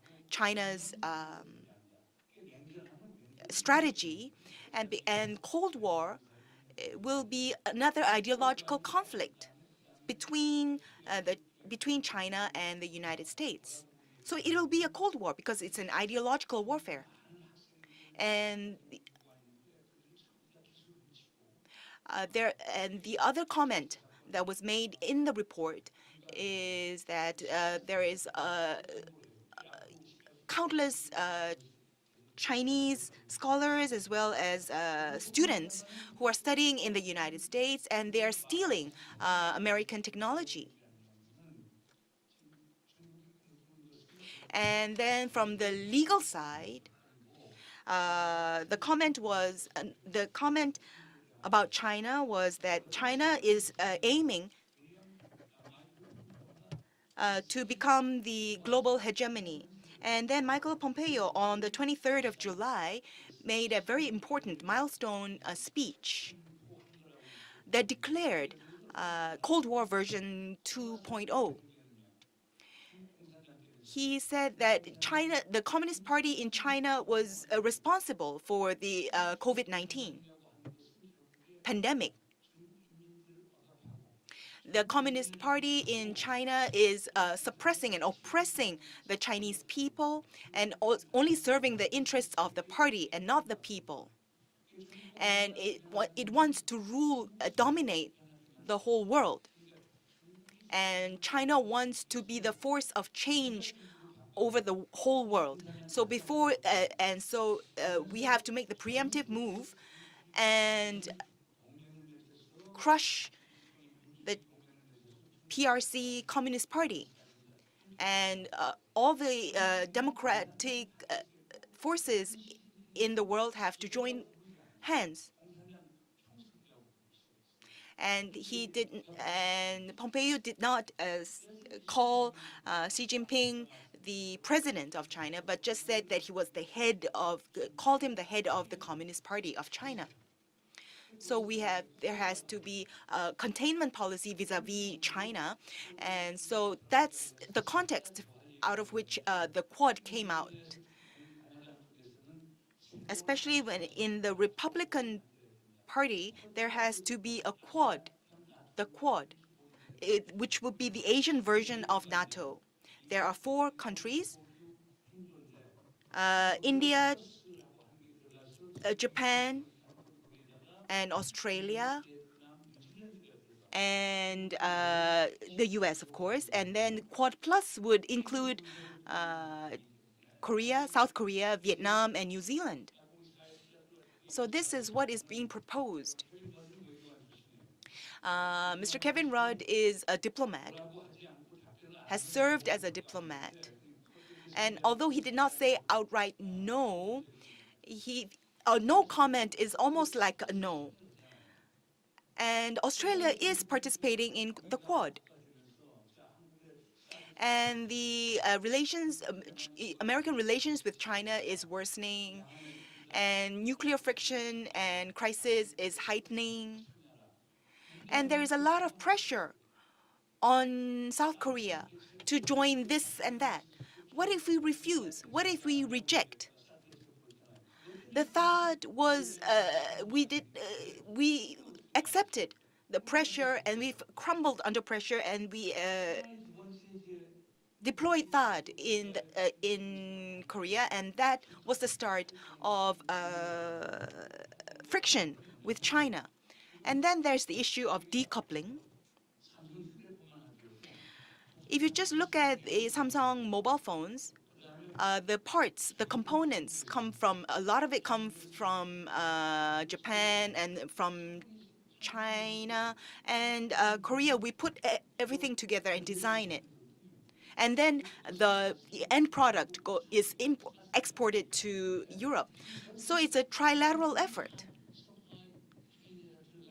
So the whole world is in one big supply chain. And Japan is refusing to be part of that and refusing to cooperate. It means that we should stop trading with China, but we can't afford to do that.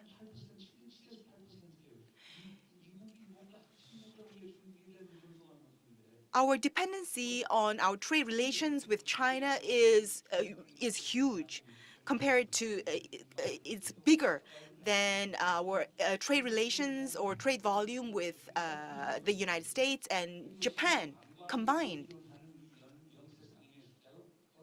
And our dependency, the dependency of our small business owners on the Chinese tourists, that's also quite huge. And if we cut off our ties altogether with China, then we can't afford to do that. It would be almost impossible and unimaginable. So that's the tight spot that we're in right now. And then there will be another forum on the technological alliance, the need for a technological alliance with China. And to sum up, what Mr. Rudd has been saying is that this kind of friction has been escalated deliberately by Michael Pompeo, and that is for his own interests and for his party interests to become to become nominated as the torchbearer of the Republican right wing.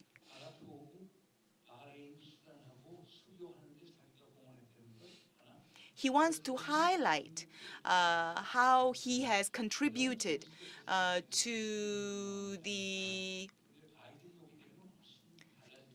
victory of the United States in Bahrain, as well as in the friction or the relations with vis-a-vis China. So I think the premise here is that unlike this kind of escalation of friction spearheaded by the likes of Mr. Michael Pompeo, the Biden administration will be a bit more moderate.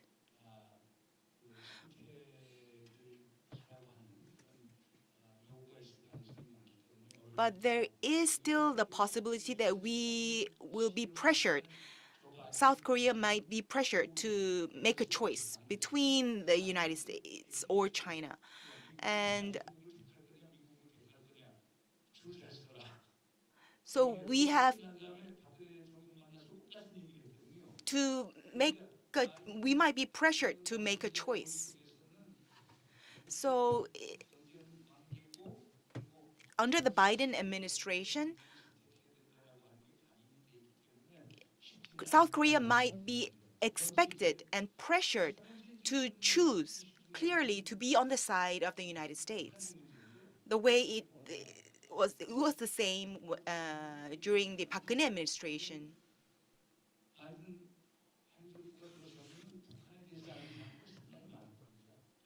And the Biden administration, when it starts its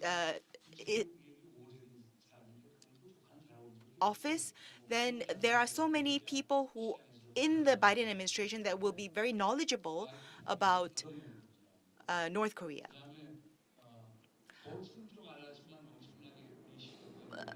Which is a big difference between the Biden and Trump administration. Michael Pompeo does not know much about North Korea. Maybe Bolton a little bit, but then the others know. And then there's Alison Hooker, who was in the State Department, who might be the only person who is knowledgeable about the Korean Peninsula affairs. But then under the Biden administration, there will be so many experts on foreign affairs, on nuclear disarmament and denuclearization. So these three forces, these people, they will be arguing among themselves. And most of them are hardliners.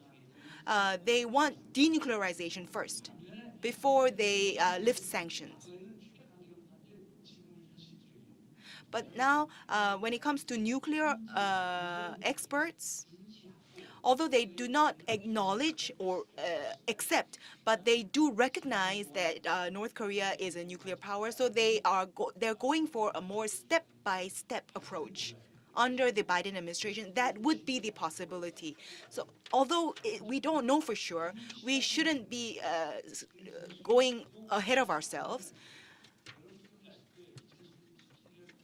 So we don't have to hurry and go to visit the United States right now, because the Biden administration is only just starting, and it hasn't even started to receive or transfer of government affairs. So it's too early for us to visit or to say anything. But one thing is clear. We have William Perry, Robert Bellucci, George DeTroiny, Robert Carlin, all these pro-democrats who are senior diplomats and high-ranking officials who have experience with North Korea. And they have met with and have formed friendship with the current South Korean administration. So in Washington, there will be no problem, and there will be there are many people who will be a positive influence when it comes to forming policies vis-a-vis North Korea. But the problem is that we don't have any rights to vote for the American president, but we are under so much influence depending on who becomes the president, American president. And one thing that I do agree with, whether it's Marxism or dialectic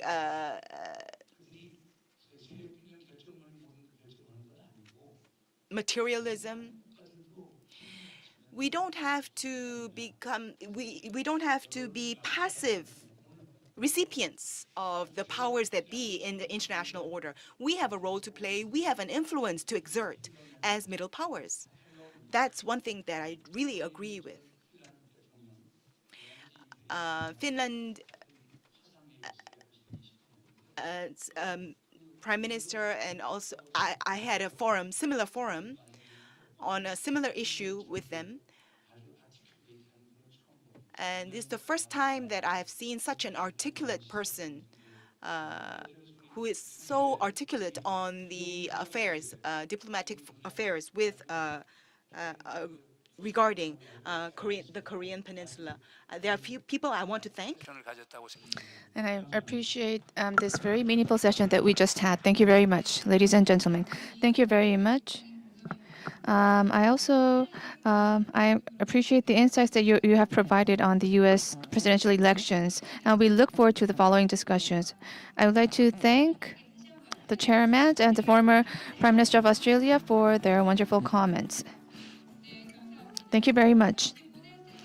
We will have a short break and reconvene at 11:30.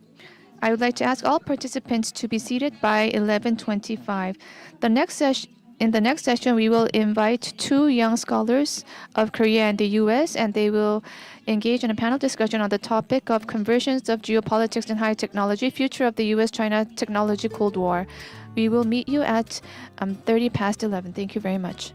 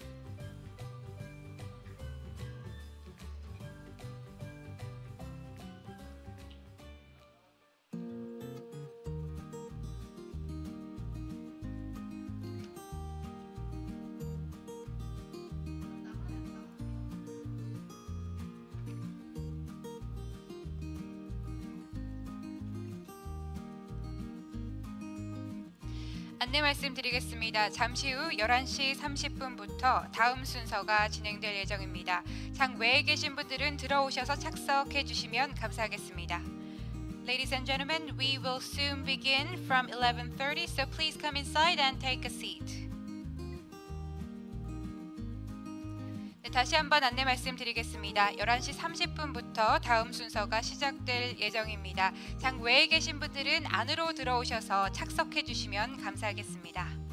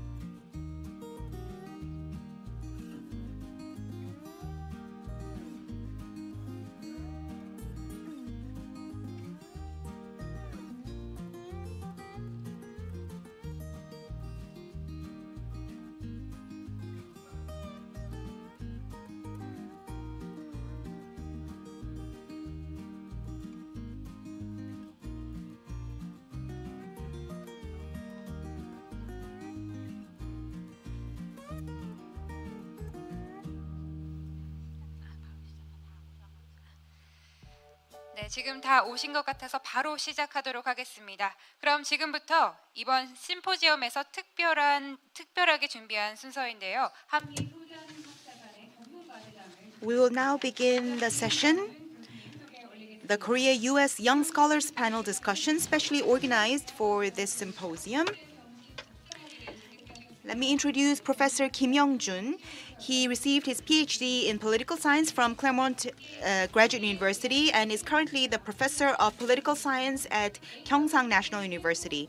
And joining Dr. Kim is Dr. Mark Abdollahian, CEO of Acertus and a professor at Claremont Graduate University. He focuses on designing and delivering advanced big data and predictive analytics for senior decision makers worldwide.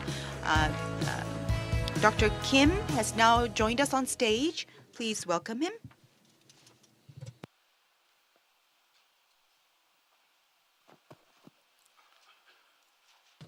Thank you for the wonderful introduction. And I'm Dr. Young-joon-Kim, political science professor at Gyeongsang National University. In this session, we decide to proceed with we decide to speak English in this session, so I'll be speaking, and the whole session will be proceed with English. The topic for this session, what we are going to talk about this session, is the Cold War between China and the United States over technology. For the last several years, two countries have experienced serious confrontation on many fronts. But among those many fronts of the confrontations, high technology front is the real battle has taken place because it is the fight that no one could afford to lose. Why? If I have to choose two features to characterize the world we are living now, I would choose digital and network. And these two words define our time in history. And also these two words define the future.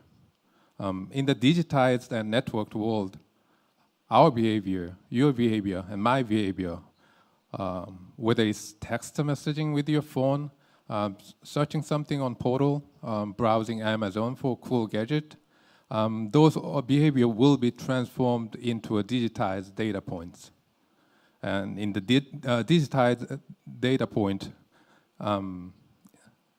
you can easily take information and data from people, from institutions, and even from governments through networks. What happens next is that those who took the data and information will study your behavior, institutions' behavior, and government's behavior, and they'll find a way to influence your behavior, institutions' behavior, and government's behavior. So the technology that could combine digitized data with network will give you huge influence. You could have what's called shaping power, the power to shape people's choices, shape people's way of behave, the power to shape the way the world works. That is enormous power if you think about the magnitude of it. And that is why governments and ICT companies are making huge investments in high technologies such as artificial intelligence, Internet of Things, quantum computing, and 5G networks, and 6G networks. These essential elements of the future that will give you the power to shape the world and the future. And some uses such power for commercial interests, and some uses it for other interests. And Chinese high-tech companies have expanded their influence in the global market. Perhaps from some people would suggest that they have expanded it too much and too fast. And the US government believes that they have alternate motives other than commercial ones. They are also convinced that Chinese companies and Chinese government is working together. And those companies are Huawei, TikTok, and Seismic, according to US government. These companies have been accused of weaponizing technologies that are essential in the future under the supervision of Chinese government. And these companies are now under serious pressure from the US government. Of course, Chinese government and Chinese companies vehemently refute that accusation, claiming that US government is making groundless accusations.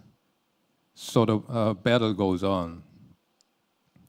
Now, we have invited a better person to discuss this issue from the United States.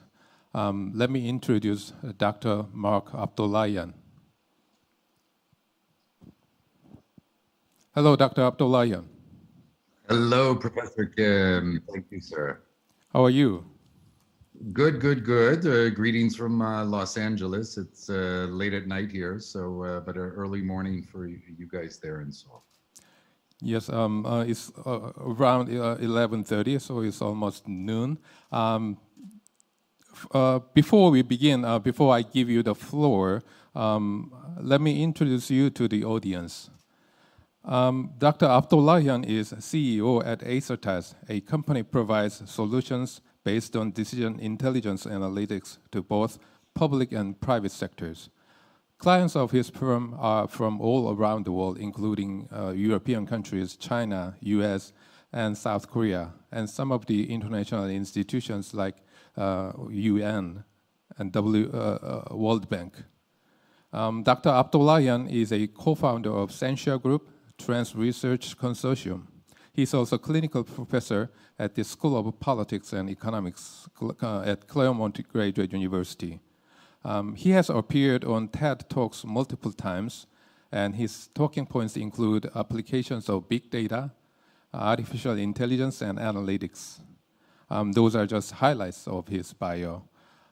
We asked Dr. Abdollahian to give a short speech about the Cold War between China and the United States and the implications of that. And after that, we'll further discuss that issue. The floor is yours, Dr. Abdollahian, whenever you are ready. Thank you, Professor Kim. Let me extend my gratitude and sincere wishes for continued success to you, Chairman Moon, Mayor Byung, Minister Lee, Chairman Sin, Director Lee, and President Kim, as well as all our colleagues and participants for the 2020 Hankyoreh-Busan International Symposium.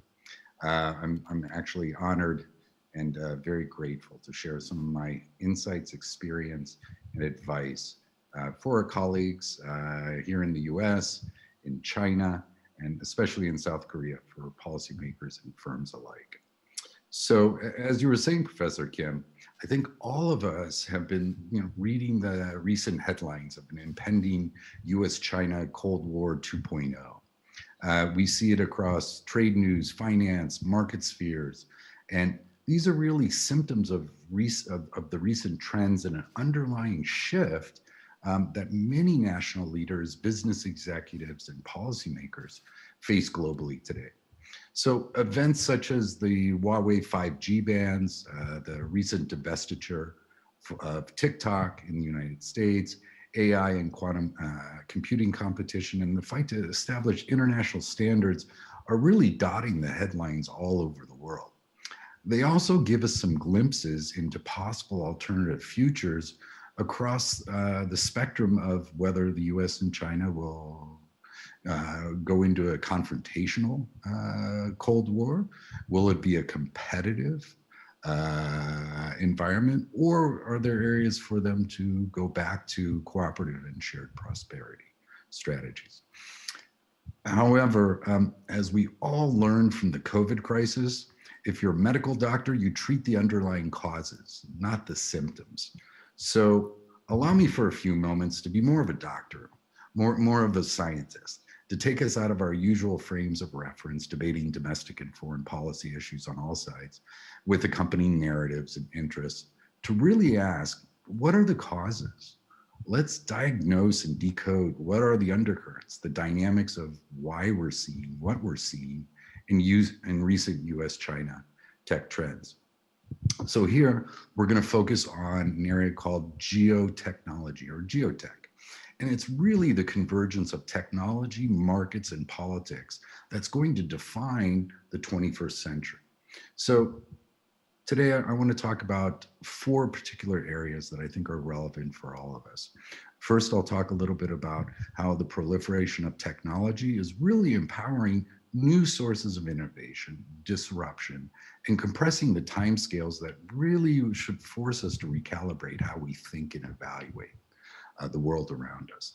Second, I'm going to talk about evolving market dynamics and shifting boundaries that are really defining operational challenges as well as arbitrage opportunities, which are really different from our past old Cold War references and frames and optics, ways of thinking. Third, we know that the international order is changing, different spheres of influence throughout the world, and domestic political agendas are fundamentally changing as a result of this convergence. Finally, given that we can diagnose some of these underlying dynamics, I think the best way to approach it is looking at it with 4 key pillars of strategy that's going to help any policymaker or firm kind of navigate this. So first, let's start with technology. As we all know, the world's in multiple technological revolutions. These span the massive amounts of data we're seeing, advances in machine learning, AI, and we have smart everythings for consumers and citizens alike. Technology is not the problem, it's helping define the problem. So technology is an enabler, and there's really several key developments that we should be aware of so that we can think a little bit differently now. First, most of you probably know there's more computing power in our smartphones than all of NASA had in 1969 to send a man to the moon. That computational power grows quickly. Well, 60% of the world's population is connected with the internet, and 3.5 billion people on this planet have smartphones. So the proliferation of technology access has real implications for individuals, our lives, civil society, social media, and information wars that we're seeing every day. Another really interesting aspect of technology is the Internet of Things. Today, there's over 26 billion devices connected to the internet. Each thing is either an input sensor or an output control. What does that allow us to do? Create much more complex and useful systems like autonomous vehicles and smart cities. But it also creates opportunities for complex behavior, which can be nefarious, like cybersecurity threats. Of course, more data has been generated in the last few years than all of human history combined. So that data can help combat COVID, for example. what also that data could be used for more nefarious purposes. So fundamentally, technology is changing how we as individuals live, how firms make money, whether here in the US and China and Korea or in Europe, how economies operate, and how nations govern. So the last part is this technology advancement is happening faster and faster than we can realize. It took 8,000 years of human progress for us to go from the agricultural revolution to the industrial revolution. It only took 9 years from the commercialization of the internet to the sequencing of the entire human genome in the early 2000s. Sequencing the human genome was a coordinated whole of global industry and government approach. It was accomplished in almost under 15 years and cost $10 billion. Today, this can be formed in a single lab almost anywhere in the world in less than 3 days for a cost of $100,000 or $1,000, excuse me. So technology, 5G, IoT, AI teaches us that we cannot move ahead with the same lenses, and the same linear extrapolations of the past is going to be a lot like the future, because there are tipping points and accelerating timescales. So giving these tipping points, accelerating timescales, the decreasing cost of technology, we're witnessing new market dynamics, different profitable multiplier effects across different sectors, new players and participants challenging established market leaders. So this is where we start getting into the alleged US-China Cold War technology 2.0. So look back and see the American growth miracle in the 20th century was based in a large part to investment in basic research that produced new technologies that had tremendous multiplier effects across multiple sectors in the economy. This investment and this first mover advantage created tremendous amount of growth for the United States.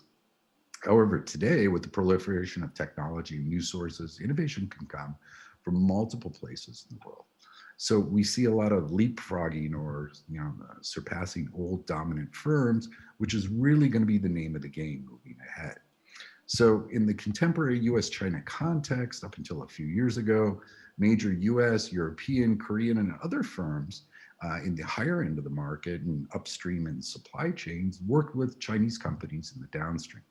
It was a very stable, mutually beneficial arrangement that was quite profitable and made a lot of people happy. As a result of all of our success on both sides of the world, increasing economic complexity emerged, increasing connectivity, globalization, trade's gone up in the last 30 years from $3 trillion to $19 trillion as of last year. China's moved from a low-cost, low-tech producer up the value chain, and it's natural for them to compete with US-China, or with US, Korea, and other technology players. This is really due to a few reasons. First, the determinants of economic growth from a developed versus developing country perspective. And second, China's recent focus on long-term basic as well as applied research, while the US focus lately has been on applied research, which can be commercialized very quickly within 2-3 years for a return on investment. So much of the geotech competition today is looking at how US, how China, as well as Korea and the Europeans, et cetera, are really going to balance their basic versus applied research portfolios in terms of when they want their return on the investment. It's also about shaping, creating, and owning the infrastructure or the platform. Professor Kim, you were saying new sources of power given technology, because controlling access to the platform where most economic activity and transactions will happen, many people are saying is one of the keys to 21st century power. So we're seeing the competition between US and China technology and 5G, setting the rules, the standards, the infrastructure, et cetera, which brings us to the third area of geotech convergence, politics. Back in 2000, I wrote a book with several colleagues called Power Transitions, where we were anticipating China's economic rise on the global stage. It was not very popular amongst my US colleagues at the time, but it's nice to look back and say we were right. But we all have known for a long time the trajectories of geoeconomics. It's a simple, tried but true formula of growth as a function of economic productivity, demographics, and a government's political capacity. So the exact same dynamics that propelled France, the UK, Germany, Japan, South Korea, and the US to preeminence on the global stage is propelling China and India today. So for the US to maintain its global preeminence, GDP per capita productivity would need to be at least 4 times greater than China's, given the huge differential in US-China market sizes and population sizes. Doing this is going to be a very difficult challenge, especially given the proliferation of technology and new economic dynamics. So we want to step back and we want to look at US and China and how they're likely to act, react, and interact through the lens of either they can focus on conflict, competition, or cooperation. So we really look at their strategies across the spectrum. Conflict is really the struggle between beliefs and interests, et cetera. That's where you have a lot of unilateral strategies to maximize absolute private gains. Recent US policy has often been characterized as transactionalism, where it is unilateral. Competition, which lies in the middle, implies some degree of common goals, interests, agree to work in a framework, but you compete. And with that strategic competition, you drive relative efficiencies in a marketplace. And often there's a rising tide for all in that. On the other side of the spectrum, you have cooperation. Cooperation is we agree on the rules, the norms, the institutions, et cetera, where we can come together and create synergistic value that we couldn't create by ourselves. So it's really where the sum is greater than the parts. So here you have multilateral cooperation to secure some synergistic public goods, which are otherwise unachievable. I think the COVID vaccination and the cooperation globally to try to find such a vaccination is a great example of sort of this multilateral cooperation. So while 5G, AI, IoT are the new technology races for global power, how the US and China will engage across this spectrum is really going to depend on markets, technologies, and interests. While the Trump administration tended to focus on the conflict competition side in trade and technology, as we all seen, a new incoming Biden administration is going to tilt a little bit more towards the competition and cooperation side of the spectrum in key areas. Why? Well, economic growth is every politician's key buzzword, as hope for a better tomorrow always secures political survival today. Yes, of course, there's going to be competition, economic competition, security issues to address. But if the supply of economic gains and the upside from economic competition and cooperation is greater than the domestic demand for political security on either side, then a geotech Cold War is not an inevitability, nor is it beneficial. However, and so here we have one alternative future, which is moving back towards more multilateralism or regionalism with different economic spheres of influence and security interests once basic security has been achieved on either side. Conversely, if the supply of economic upside from competition cooperation is less than the domestic demand for political security, then we're going to continue the recent trends towards decoupling, bifurcation, and unilateralism that we're all seeing in the international political order.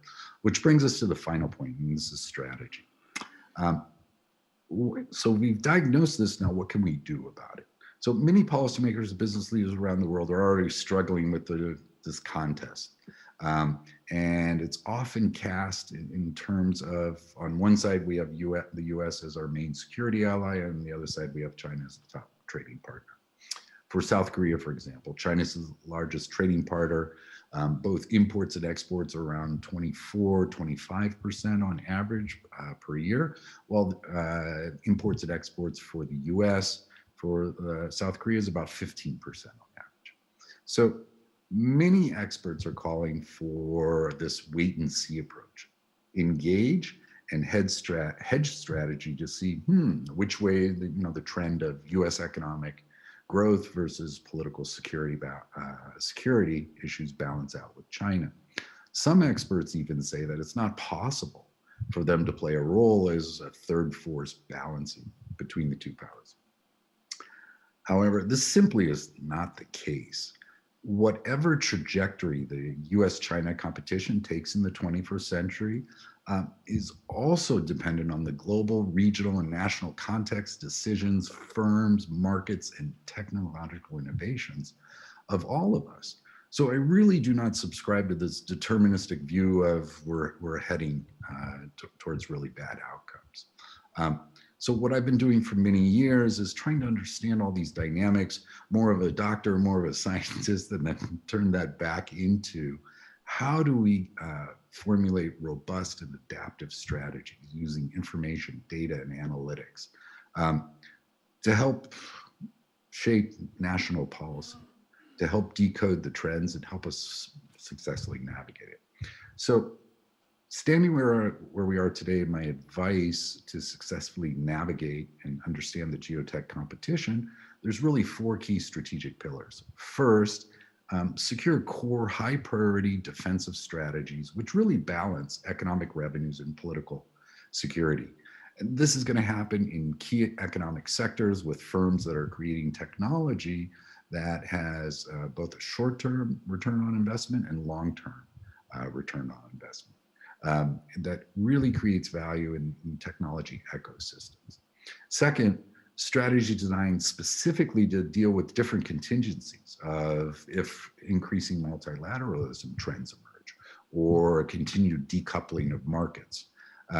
So you need to be able to say when those scenarios or those alternative futures materialize, we're ready and we're prepared.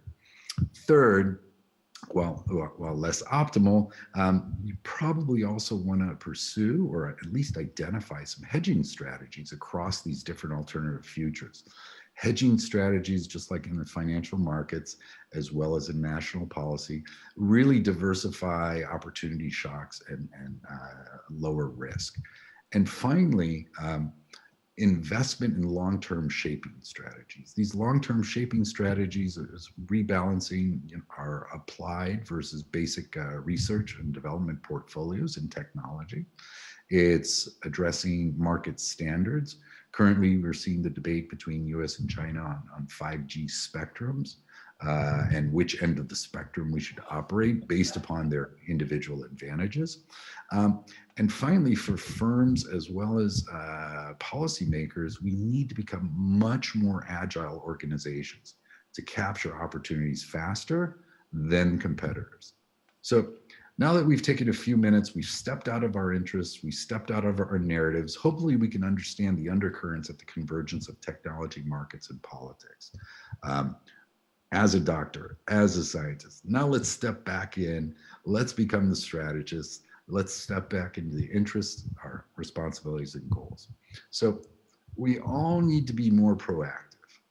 We need to capture upside opportunities in new emerging normals instead of chasing downside losses and eroding status quo. We cannot move ahead with the same lenses, frameworks, and optics we had in the last Cold War. That's not going to get us through the 21st century. So the future is our choice.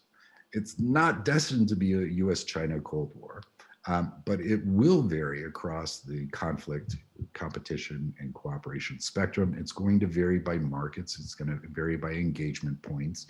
It's going to vary by industries, nations, and individuals. Ultimately, though, it's still our choice to create the future we desire, and it's also our responsibility. Thank you. Thank you, Dr. Abdollahian. That was wonderful thoughts, and you touched on a wide spectrum of issues. And I would like to break down those issues, but before we do that, I want to give audience a chance to get to know you better. Obviously, you are one of the leading experts in your field. That's why you are invited to talk to us today. But not everyone here is from your field. So could you tell us about what you do and what your firm does? Thank you. Thank you, Professor Kim. I've been blessed and fortunate, I think, for many years to take a lot of the things we learn in economics and politics and engineering, et cetera, and pull them together to create products, tools, solutions, and services. So we've been fusing strategy with AI, data, and analytics for many years. So the new term now, it's no different than what we've been doing for many years, is decision intelligence. It's just, the markets came up with a new term, which everyone likes. And that is how you combine strategy with evidence, with data, and with AI. So what we've been doing is solving high-risk, mission-critical challenges across the public and private sectors for many years, using data, using analytics, using AI. Several U.S. and foreign governments are clients and partners, including Korea. And most of them rely on our technologies to better navigate the political uncertainty, policy, or business outcomes that they would like to achieve. So we have several platforms. Centurion is one that's been verified and validated by the U.S. military intelligence and diplomatic communities. It's been operational for many, many years. In April, during the COVID crisis, we actually, as a free public service, we felt compelled as the entire team to launch an online platform called One.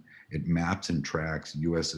Political, economic, social reactions to the pandemic in near real time, just to give people a sense of greater situational awareness and what's going on from a very human perspective. Some of this technology comes from our other big data and AI early warning platforms that we also deploy. So that's kind of where I come from and kind of the world I'm in. Thank you. Let's talk about some of the issues you raised in your speech. In order to get the sense of what's going on in the United States, I want to start by asking you about the changes and continuity of the U.S. domestic politics, geographic, nature. Obviously, the election was held last week, and technically it's not over yet. And one side is not willing to concede because of the obvious reason. And another reason why I want to ask you about the election and U.S. politics is that you're a natural-born U.S. citizen, so you're naturally qualified to talk about U.S. politics. So this year's election is by far the most controversial election, even before it began, and it still is very controversial. And a few days ago, Joe Biden made a speech, and in his speech, he mentioned about uniting the nation and healing the nation, and that suggests to me that the country is most seriously divided in the history of the United States, and the confrontation within the domestic political geography is more than concerning. And that has to affect the incoming administration's policy stance and policy priorities. What is your take on this issue? Well, I think, Professor Kim, you said it in your opening remarks. Technology has played a fundamentally different role in this election than it has in the past. Over the last few years, social media has become a new platform which creates echo chambers for particular groups with beliefs and interests on all sides. And being an American, I can only imagine what the view was looking into the U.S., looking at all the social media posts going around from election zealots on all sides. So technology did play a huge role, but the election will be contested for a little while. We're going to hear, the various legal challenges. Will there be merits or not? That's up to the courts. But regardless, most Americans expect a transition in January. But you ask a very important question about U.S. political geography. And it's unfortunate that most people looking at that map for like a week, and all you saw were red and blue states, which is actually very misleading.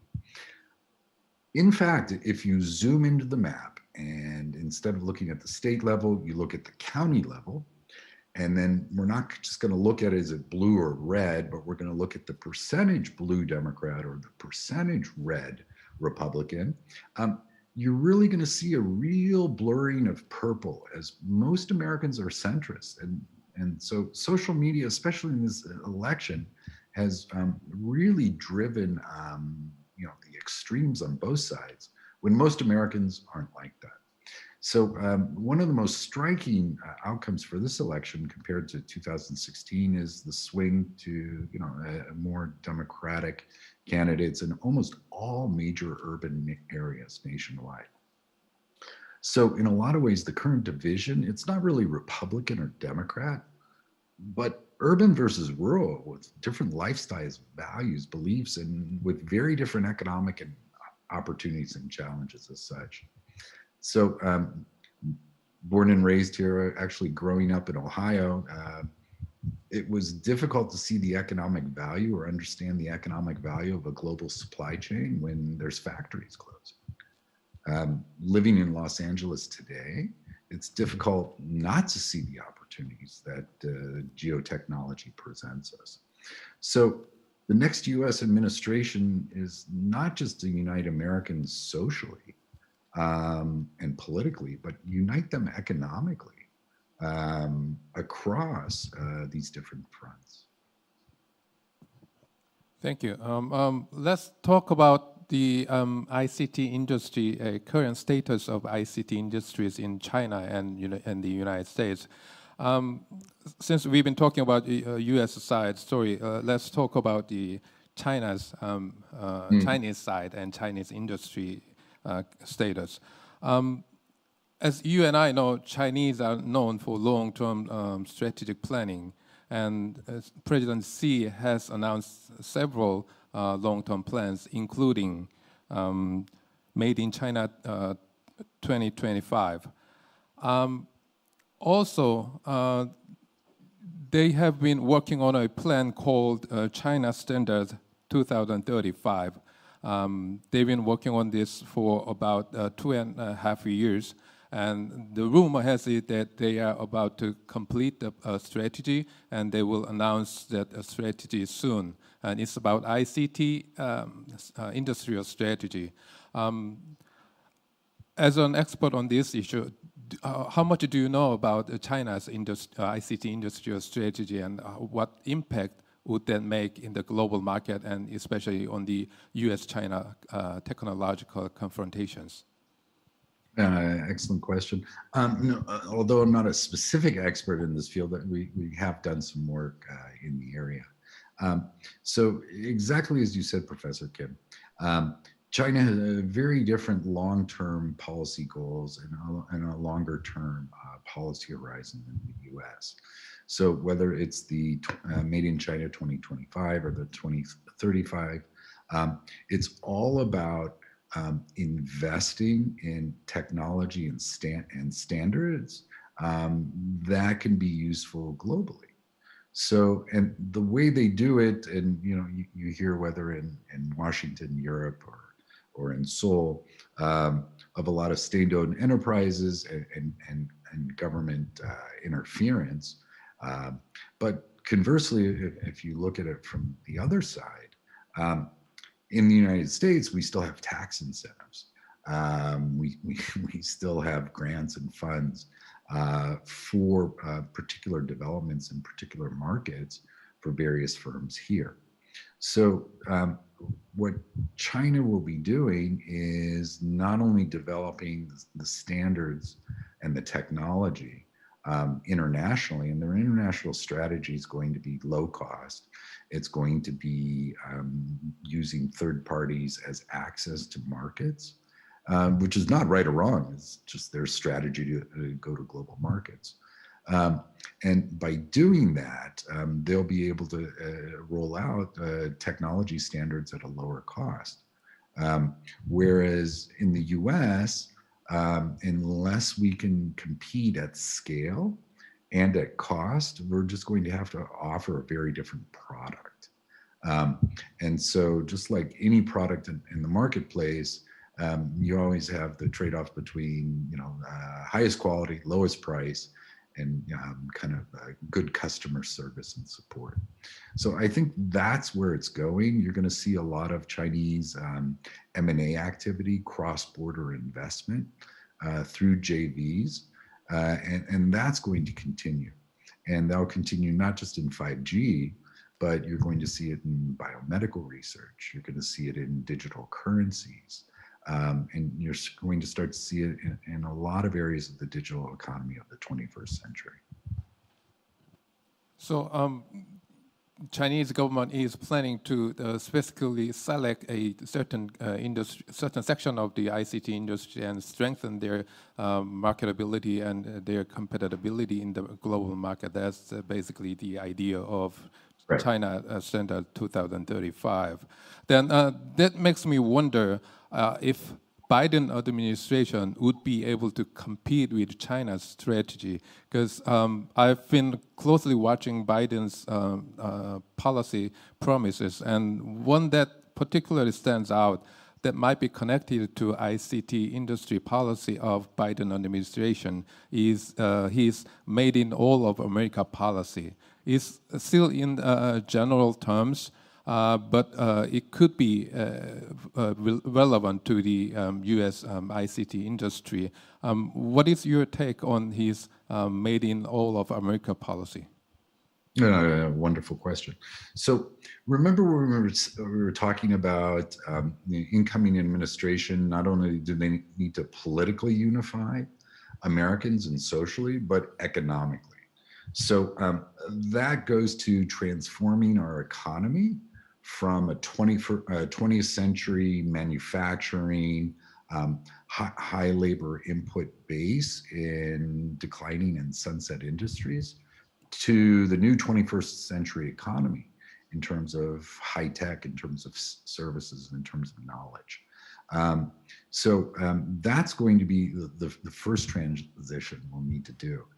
Given that, then Made in America doesn't present a problem for anyone. It only presents opportunities, because what we'll do and what we've always continued to do is to compete in the areas and the technology where we're best, where it makes economic sense. So, we will see reshoring of a lot of jobs. However, the economics, the finance from firm perspective isn't going to make sense to invest a lot of money for a low product, low cost, low value add in any value chain. So I think there's 2 steps to that process, and granted, they're not going to be easy, but that's going to be the key for the incoming administration, as well as the U.S. ICT technology sector, to be viable going ahead in the future. Well, speaking about the ICT industry strategy, for the last 4 years, we hear a lot and we saw a lot about governmental action from the U.S. side on Chinese firms and Chinese government policies and strategies. But what we have not heard enough, or we have not seen enough, is the strategy from the U.S. American ICT industry itself. Is there any movement in this critical transition time for them to develop more capability to compete with Chinese firms and Chinese strategies? Do you know any of their policy agendas and any of their strategies? And there's a huge opportunity right now. And so that goes not just for the ICT industry, but American businesses. And you could look at the U.S. Chamber of Commerce, who've done wonderful work in this area. So let's just look at ICT. Let's look at 5G, right? In the administration the last 4 years with the Huawei ban, it's really been a focus on US or Ericsson or Nokia infrastructure and setting standards and all the rules. Under the Biden administration, I think that's still going to stay. It's not going to be a Scorbic, but the U.S. West, Samsung has a wonderful opportunity to come and fulfill the needs of critical infrastructure here in the U.S. I think they just signed a $6.6 billion agreement with Verizon recently. Critical infrastructure will be U.S.-led. Secondary infrastructure is going to be market-driven. That also goes for the internet, and the trends from decoupling we had before with multiple internets to I think the incoming administration is going to try to reverse those trends, but as long as they ensure national resiliency. And you can say the same thing for AI, quantum, chips, materials research, et cetera. So there is a huge opportunity right now in that space for those sectors with the incoming administration. Thank you. As you mentioned earlier, the confrontation between China and United States, some suggest that presents opportunities for businesses like Samsung or LG, like Korean ICT industry. But also there's an opinion that suggests that it may look like an opportunity for the short term, but in the long term, if the confrontation and conflict continues between these two superpowers, it will bring down the global economy, and the opportunity in and of itself will be shrinking. What is your take on that? And what kind of opportunity that companies like Samsung and LG should seize in this transition period? So that's why I was talking earlier about those 4 key pillars in any strategy. One are the core defensive moves. 2 is planning for the contingencies of a decoupling versus a return to multilateralism. And 3 is really a hedging strategy of how do I de-risk my investment, my operations portfolio. And in a lot of ways, what people are doing are multilateral pooling of that risk in terms of joint ventures. So as I was saying, Samsung, SK and other Korean ICT firms, they really have a unique opportunity in this marketplace between Huawei and low-cost China and US and high-cost European providers. So they really can provide cost-effective 5G architecture, networks, and infrastructure without any real or perceived security threats. That's going to do quite well when in areas or countries or markets that aren't looking for the lowest price or the highest, conversely.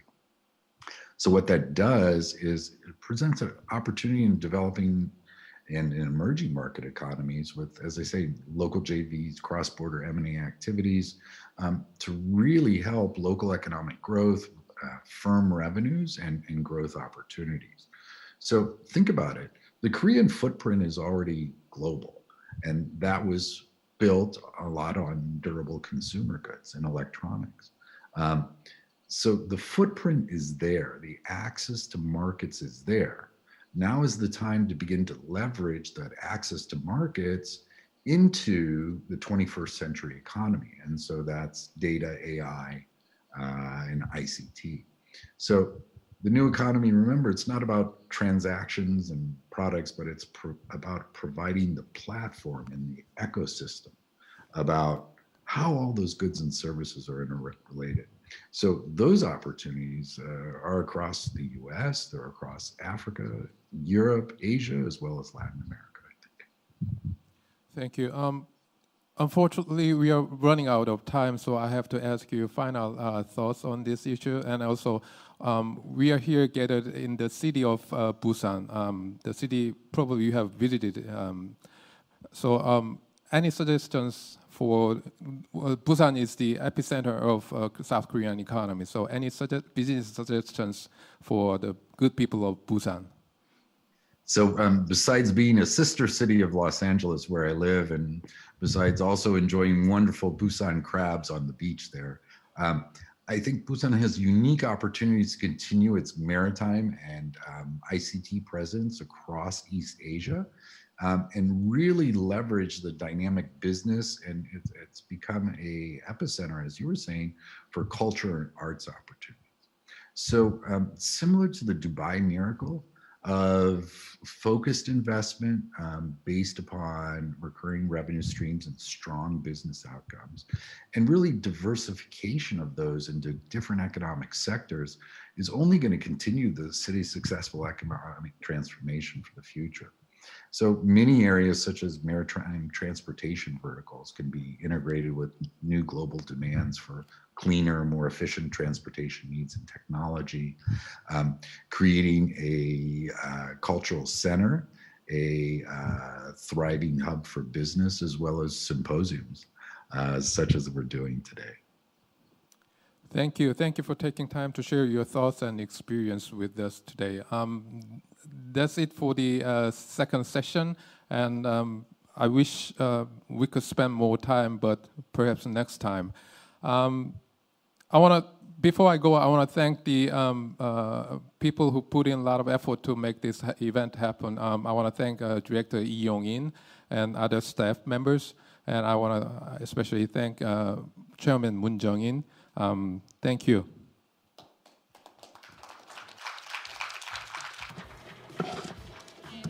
Thank you very much. Despite the time difference,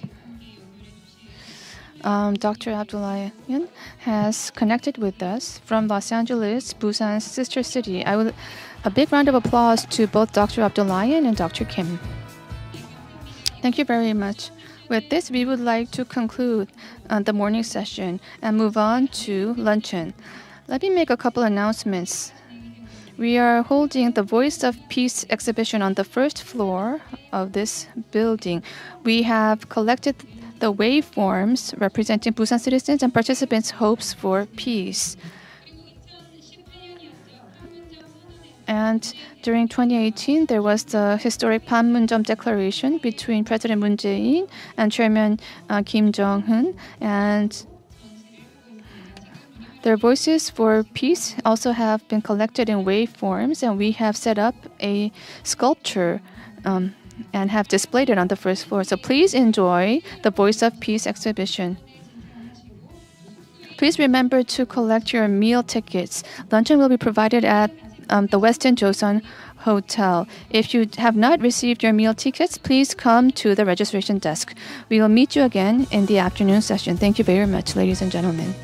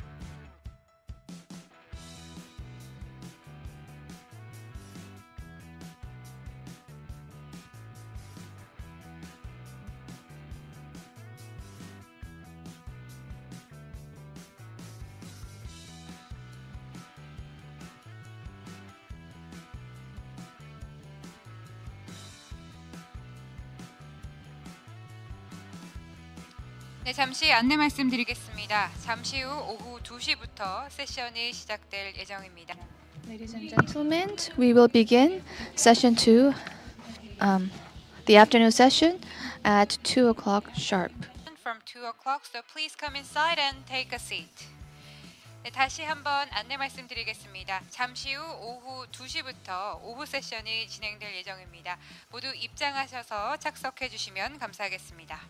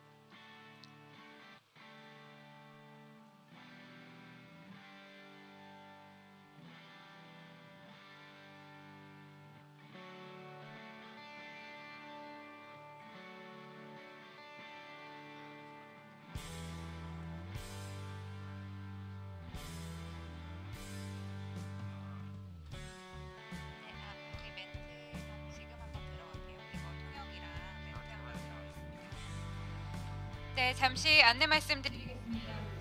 Ladies and gentlemen, we will begin the afternoon session at 2 o'clock sharp. I'd like to ask all participants to now enter the main hall. We will soon begin the event from 2 o'clock, so please come inside and take a seat.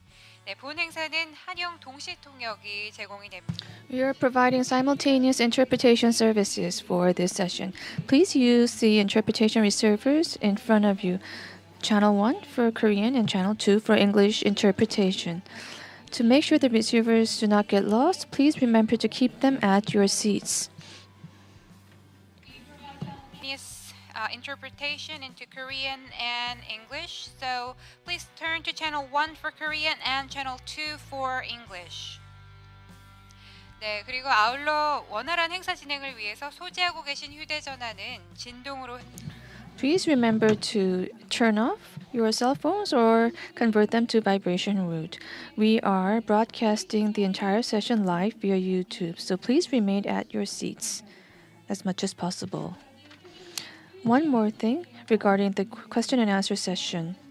Because we are holding today's symposium online, we will not receive questions from the floor. However, if participants raise questions through YouTube, the moderator may decide to deliver them to the discussants. We will meet you at 2 o'clock. Thank you very much.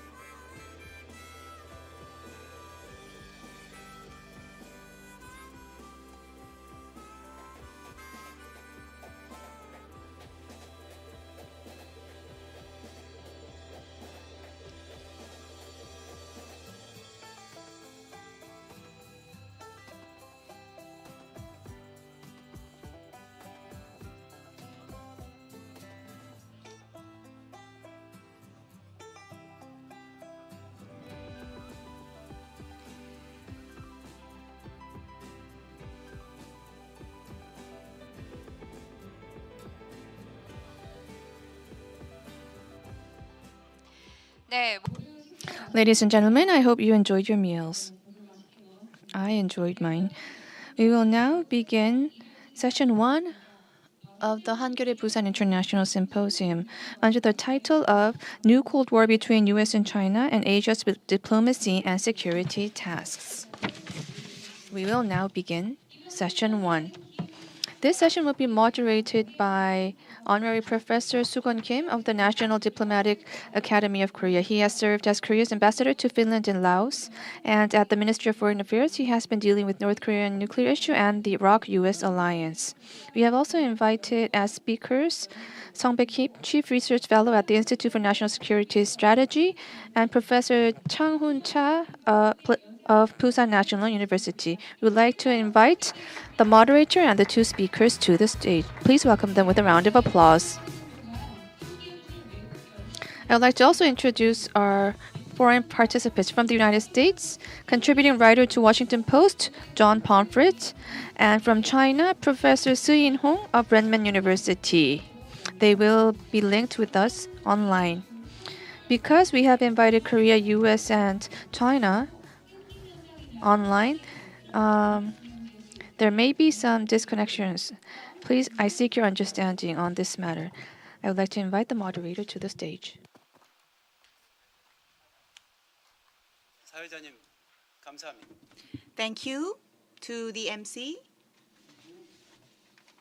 for introducing the panel. And also, I'd like to extend my welcome to Mr. John Pomfret from Washington Post for joining us online. And also from Renmin University, we have Professor Yinhong.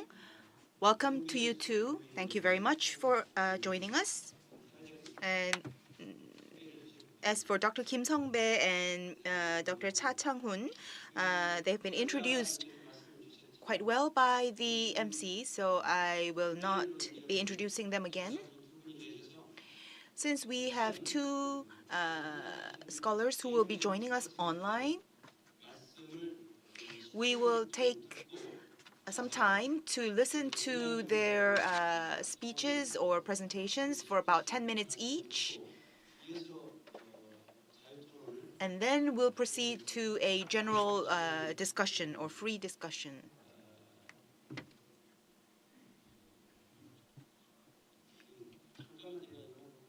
May I speak in Korean? I'm sorry, I communicated with you in email, but I didn't have time to say hello to you personally. Nice to meet you. Likewise. 그리고 Professor Shi, we communicated by email likewise, so nice to meet you. Thank you for coming. Nice to meet you. Yeah. Nice to meet you all. 네, 기대가 큽니다. 그러면 without further. All pretty excited.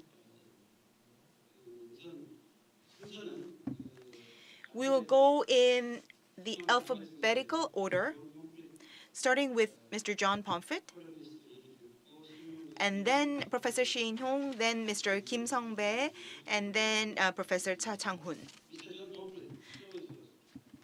말씀하시죠.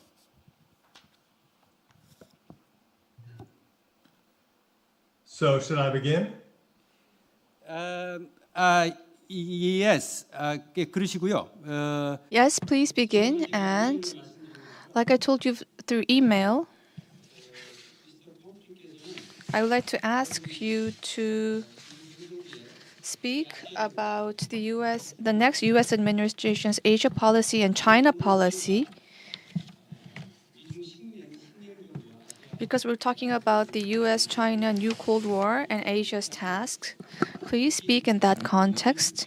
And I would also appreciate it if you could also talk about, share your insights with the Korean audience. And if you could also talk about the U.S. election and how that will impact the U.S.-China relations and the kind of impact it will have on the Korean Peninsula and also on Korea-China relations. Thank you very much. Please. Great, thank you. Should I be speaking and waiting for a translator, or should I just go through the speech straight on? We will have 우리 동시 통역할 예정. We are providing simultaneous interpretation, so you do not have to pause. Wow, okay, that's great. So it is great pleasure here for me to join you at the 16th Hankyoreh-Busan International Symposium. I want to personally thank Director Young-joon and also Ambassador Kim. It's a great pleasure to be here with old colleagues such as my old friend Yinhong, along with Professors Kim and Professor Cha.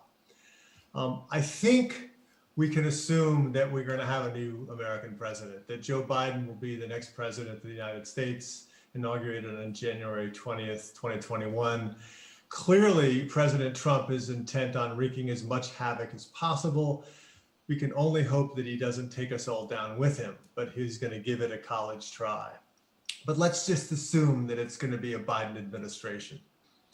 So during his years as vice president, Joe Biden liked to boast that he'd spent more time with the leader of China's Communist Party, Xi Jinping, than any other world leader had. Together, the pair had logged 24 hours of private meals. They'd even slurped noodles together in Beijing. They'd logged 24,000 miles of travel together. And that familiarity meant that Biden had, to steal a line from President George W. Bush, the opportunity to look into Xi Jinping's soul, if you will. But interestingly, as a candidate for president, Joe Biden pivoted and he called Xi Jinping a thug. And he claimed that Xi Jinping did not have what he called one democratic bone in his body. And I think that how the United States fashions its relationship, its most consequential foreign relationship, will depend a lot on which view of Xi Jinping the president-elect embraces. Now, to be sure, American presidential candidates are prone to make nasty comments about Chinese communists during elections, right? That's just kind of par for the course. Bill Clinton accused his predecessor of coddling tyrants from Baghdad to Beijing. George W. Bush on the campaign trail named China a strategic competitor. But both of those presidents actually ended up with policies such as ushering China into the World Trade Organization that added a dose of rocket fuel accelerant to China's rise. President Trump, on his part, careened from cultivating a bromance with Xi Jinping to blaming China for all the COVID-related problems faced by the United States. Still, Biden's harsh rhetoric, his accusations that Xi Jinping is a thug, I think reflect a fundamental shift in America's view of China, and one that has been propelled by Trump, but also one that will survive the president and will remain a fixture of US attitudes on China for this foreseeable future. In late 2017, the Trump administration signaled that it would take a tougher approach when it described China as a revisionist power in its first national security review. In America writ large, the latest Pew Research poll from July found that 73% of American respondents had negative views of China. It's 73%, the highest percentage since Pew began collecting such data in 2005. Then, only 35% reported negative attitudes towards China. It's similar in a way to South Korea's polling on China as well. Now, for Biden, the challenges will be to balance these instincts that he's honed as a lifelong deal maker, which could lead him to soft pedal criticism of China in exchange for cooperation on, say, climate change, and the blunt reality that the ruling Chinese Communist Party is not turning China in a more liberal direction, as generations of Americans believed it would. Now, some of Biden's advisors, such as,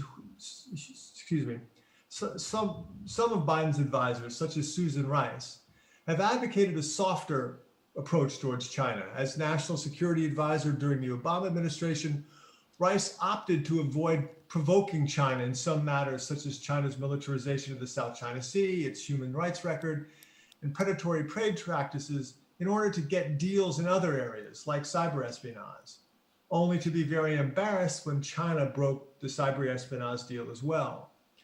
Other advisors have taken a more critical view of China and have generally backed the analysis of the Trump administration that China is intent on replacing the United States as the preeminent power in Asia.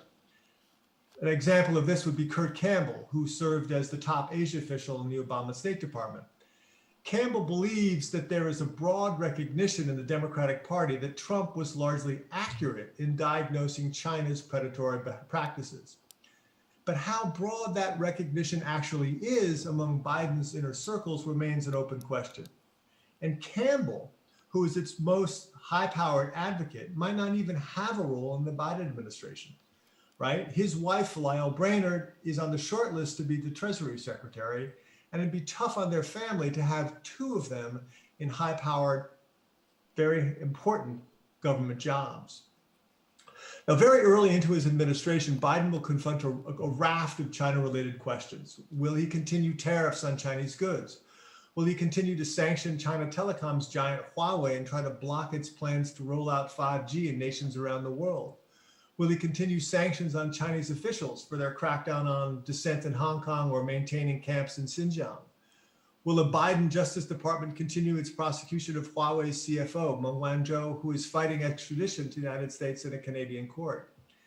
And what if China offers assistance on climate change, which Biden has termed an existential threat, or commits to help America fight COVID, which Biden yesterday labeled as his administration's first priority? But what if China's price involves a rollback of all of the steps the Trump administration has taken to constrain Beijing? Once again, Biden will be faced with the kinds of deals that the Obama administration often accepted, a promise for better behavior in the future in exchange for a win for China today. Now, Biden has signaled that he wants to embed his China policy in America's alliances, especially those in Asia. Biden has noted that America makes up only 25% of the world's economy and has accused the Trump administration of poking its finger in the eyes of all of America's allies, South Korea included. Biden has said that the way to deal with China will be to get the rest of the world behind the United States and then confront Beijing. But approaching China with a broad front, while attractive in principle, will also demand hard choices in practice. One example would be the Trans-Pacific Partnership. I don't think there's any chance of the United States rejoining that trade compact anytime soon. In addition, America's allies all want different things from China. Japan, for example, is a strong supporter of any move to counter China's militarization of all the surrounding seas in Asia. However, it is less supportive of steps to limit Chinese campaigns to influence domestic politics, which has become a big issue, for example, in Australia. South Korea, another key American ally, is increasingly fearful of almost anything China does, following a damaging economic embargo that Beijing imposed on your country after the deployment of the THAAD anti-missile system. From what I understand, Seoul would be hard-pressed to agree to a tougher policy against Beijing. I can imagine that early into the Biden administration, Beijing will be tempted to test it, and it could very well do so via a proxy. In this case, let's say North Korea. Yes, I'm aware that Beijing is not the complete puppet master in Pyongyang, but it has significant influence there. And if Kim Jong-un is interested in conducting another nuclear test, Beijing will be interested to see how Joe Biden reacts. China, of course, does not like the presence of a nuclear armed power, even an ally on its doorstep, but it far prefers that to the prospect of a united Korea. And I think it's important for all of us to understand this clearly.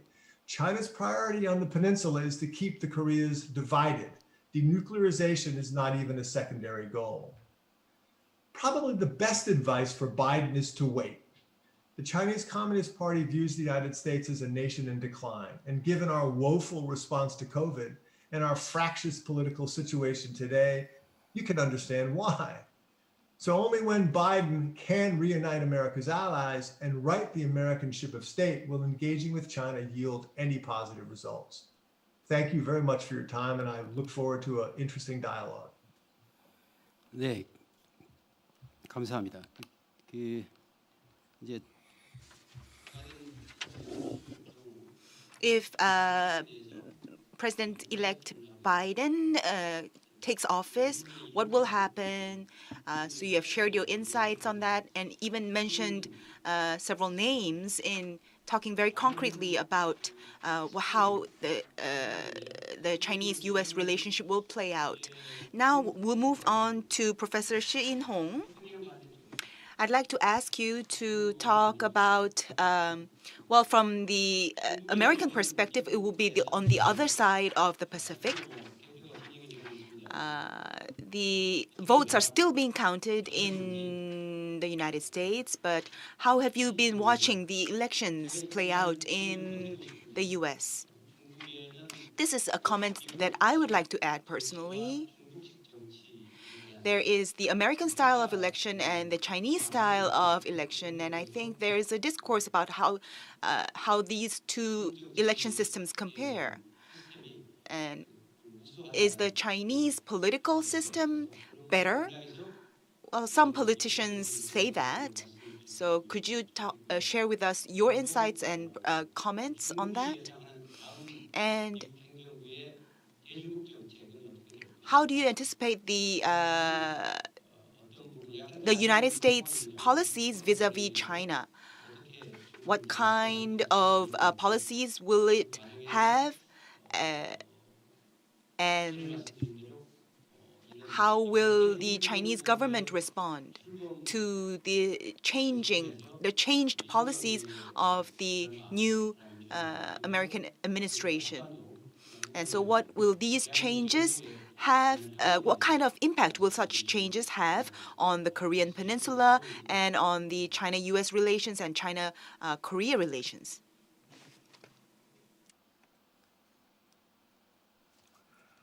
Thank you, Professor, and it's my great honor and pleasure to be here and through online and participate in this significant and 16th and Hankyoreh-Busan International Symposium. And it's my great pleasure to meet all of the distinguished experts and scholars. And I would like to pay my gratitude to the organizer, and especially to Ambassador Kim and to Professor Chu and other organizers. And also I will say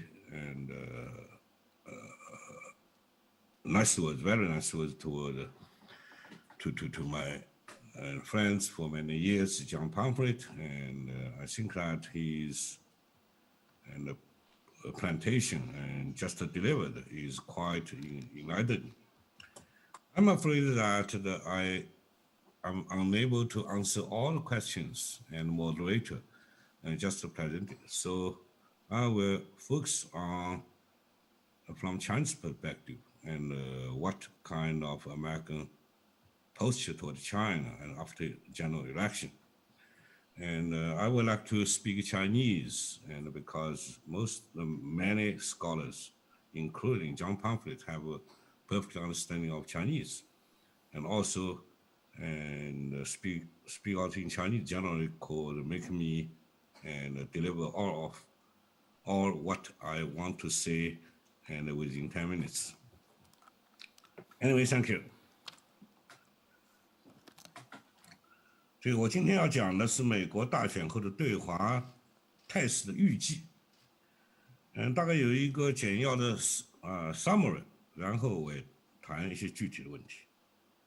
展望未来，从中国的视野看，这个中美关系缓解或者稳定而言，拜登当选美国总统有6项弊益和7项弊端，而且就此来看，拜登当选与假设特朗普连任有重大区别。由于特朗普行政当局在全球治理、中美贸易、中美战略竞斗和外交往来等问题领域倒行逆施，或采取和加剧危险行动，所以拜登新政府的纠错便迟早。Professor C, excuse me, I'm terribly sorry. Unfortunately, we don't have Chinese Korean or Chinese English translation available at the moment. I'm terribly sorry for that. I should have notified you in advance, but I failed to do that. I'm very sorry. But we have a big audience with their eyes and ears open. And would you please? Yes. In English? No problem. Yeah, I will talk about the trends of China-U.S. relations after election. Thank you. And first, I will analyze from my perspective pros and cons of Joe Biden as U.S. president from a Chinese perspective. Then I will compare the difference, probable difference between what is in hypothesis, that is Trump presidency, and what is in reality, that is Biden president, in terms of U.S. behavior toward China. First, pros and cons of John Biden as U.S. president from a Chinese perspective, or from a perspective of a minimum and mitigated and a minimum stable Sino-American relations. First, the pros. A probable different fundamental objective about China, different from that of Trump administration since June of this year. That is, to force China, like as it were, return to Deng Xiaoping, or return to a less centralized power system of Communist Party in China, rather than subverting and elimination Communist power in China as planned Trump and his associates declared in June of this year. Second, Biden-Harris administration would be far from wild, far from vulgar, far from volatile, as Trump has been. So I expect it to bring more predictability to U.S. policy toward China, and therefore, in this extent, and to the corresponding stability. Third, and the worry more the possibility of military conflict with China. Next, and Biden will pay more attention to U.S.-China diplomatic communication and dialogue at a higher level or an earlier time. That is, to revert diplomatic decoupling between two countries, and especially since the Pompeo-Yang and the dialogue in Hawaii several months ago. And President Biden and opposes high tariff warfare against China. Regarding high tariff, too damaging to American companies and consumers. And of course, lastly, and President Biden and will commit in principle, just in principle, to global governance and multilateralism as China does, though in practice, probably also like China, that is much less so than Europeans. But there will be cons. There will be no significant difference for Biden-Harris administration from that of Trump over the major issues of Taiwan, of Hong Kong, of South China Sea, of Xinjiang, of Tibet, of China's religious situation, of China's human rights situation, or even compare with Trump administration, especially since April of this year, and the Biden administration, and might be more hawkish over issues of Tibet, China's religious situation, and China's human rights situation. Next, I believe the high-tech decoupling from China and the law enforcement actions against China over China's claimed subversive, penetrating intelligence activity in the United States will continue in a similar intensity. Next, and of course, Ho-Chul will talk about the certainty of, in some degree, in a substantial degree, by President Biden to repair United States ally relationship in both Europe and Asian Pacific, so making a Western united front against China a more solid reality in almost all terms. And there are next 2 points in my observation, which are almost missed from most of the predictions of the scholars or experts or medias, and whether in the United States or in China. Biden-Harris and has depended on the indispensable support of the radical wing of the Democratic Party. So having to appeasing radical Democrats' demands about China in various degrees, and especially on the fundamental objective, U.S.-China diplomatic communication and principal commitment to global governance and multilateralism. Over these issues, radical Democrats and have no big difference from Republican populists headed by Trump. And also, President Biden have to appeasing in a major degree of so-called grassroots rights for Trump's electorate. If Democratic administration wants to hear in a remarkable degree a highly divided United States left by Trump. And otherwise, I think that Biden administration will have almost no political self-confidence and moral self-confidence. And also, and there is a legal obligation and for U.S. president, and in our case is new President Biden, to continue to implement the various legal sanctions against China, which already has been made by Trump and both parties in U.S. Congress. Second, I would like to talk about the probable difference between the hypothesis of Trump presidency and the reality that is Biden president in terms of U.S. behavior toward China. On the Trump president as a hypothesis, well clear, there will be increasing danger of military confrontation or even limited conflict in the western part of Western Pacific. There will be stronger squeeze against China for enormous increase of U.S. export to China and maintaining or even increase of high tariffs imposed on China's export to the United States. And there will be more legal sanctions imposed on China over the issue of Hong Kong, of Xinjiang, of South China Sea. There will be escalation of law enforcement actions against claimed subversion, penetration, intelligence activity by China in the United States. There will be acceleration of high-tech decoupling from China. And there will be almost non-existence of U.S.-China cooperation in principle on global governance and global multilateralism. There will be severe arms race between China and the United States, almost all across the region.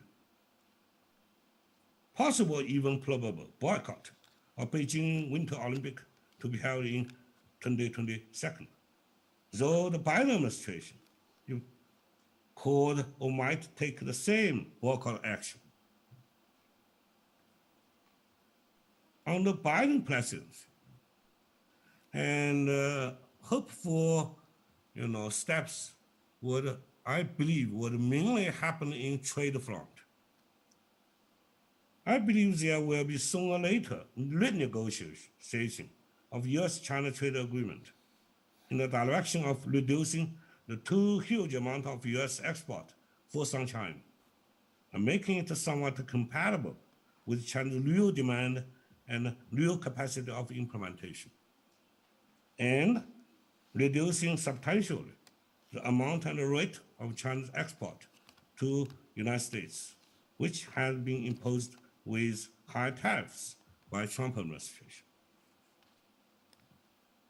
And also, I believe there would be sooner or later launching of so-called phase 2 trade agreement, and which name may be necessarily were not used by Trump, but anyway, the further trade negotiation sooner or later on so-called structural changes on the Chinese side, the intention of which was virtually abandoned by Trump administration after April 2020. There will be higher level and yield diplomatic dialogue, even negotiation with China for partial mitigation of bilateral high tension And also, I believe there will be much less possibility of U.S.-China military conflict due on the U.S. side to less militant posts toward China and more communication for crisis prevention and crisis management. An arms race with China could be mitigated if China could slow the pace of strategic military buildup. Finally, there will be step-by-step restoration of U.S.-China cooperation in principle or in rhetoric on climate change, civil cybersecurity, anti-terrorism, and the combat against COVID-19 pandemic. Though in concrete practice, the concrete results would be quite limited. And thank you for your attention. Thank you. 네, 시 교수님 감사합니다. Thank you very much, Professor C. Next, I would like to invite Chief Research Fellow Sung-bae Kim. Which areas that U.S. and China will cooperate or compete with each other? Actually, that is what Professor Su has mentioned. Next, we would like to invite Chief Research Fellow at INSS, Sung-bae Kim. Under the Biden administration, the U.S.-China relations could head towards cooperation. Don Pomfret and Professor Shi, from what I understood, both of you have portrayed a very rosy picture of China-U.S. relations under the Biden administration. So I would like to ask Chief Research Fellow Kim to talk about the new and upcoming U.S.-China relations and its implications for the Korean Peninsula and for inter-Korean relations. Please. Thank you very much, Ambassador. I am Sung-bae Kim with the Institute for National Security Strategy. I would like to thank Mr. Pomfret and Professor Shi for your presentations. Mr. Pomfret, I think you said that we have to wait and see which direction Biden would exactly take. And I believe Professor Shi talked about how U.S.-China relations will improve compared to the previous U.S. administration.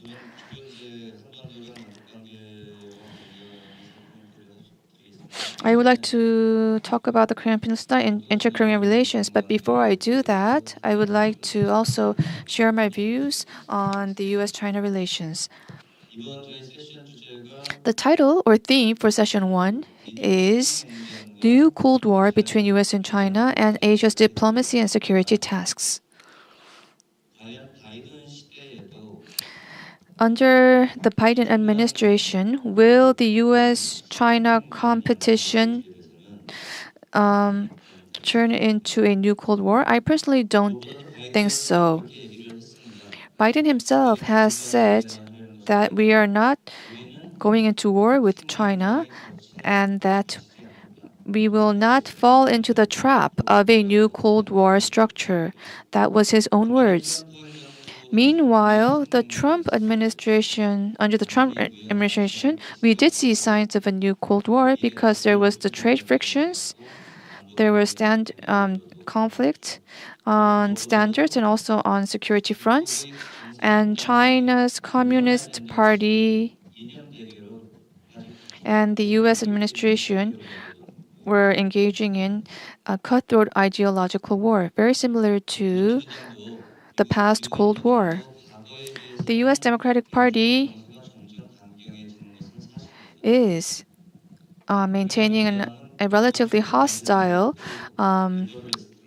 attitude towards China, but Biden is a liberalist.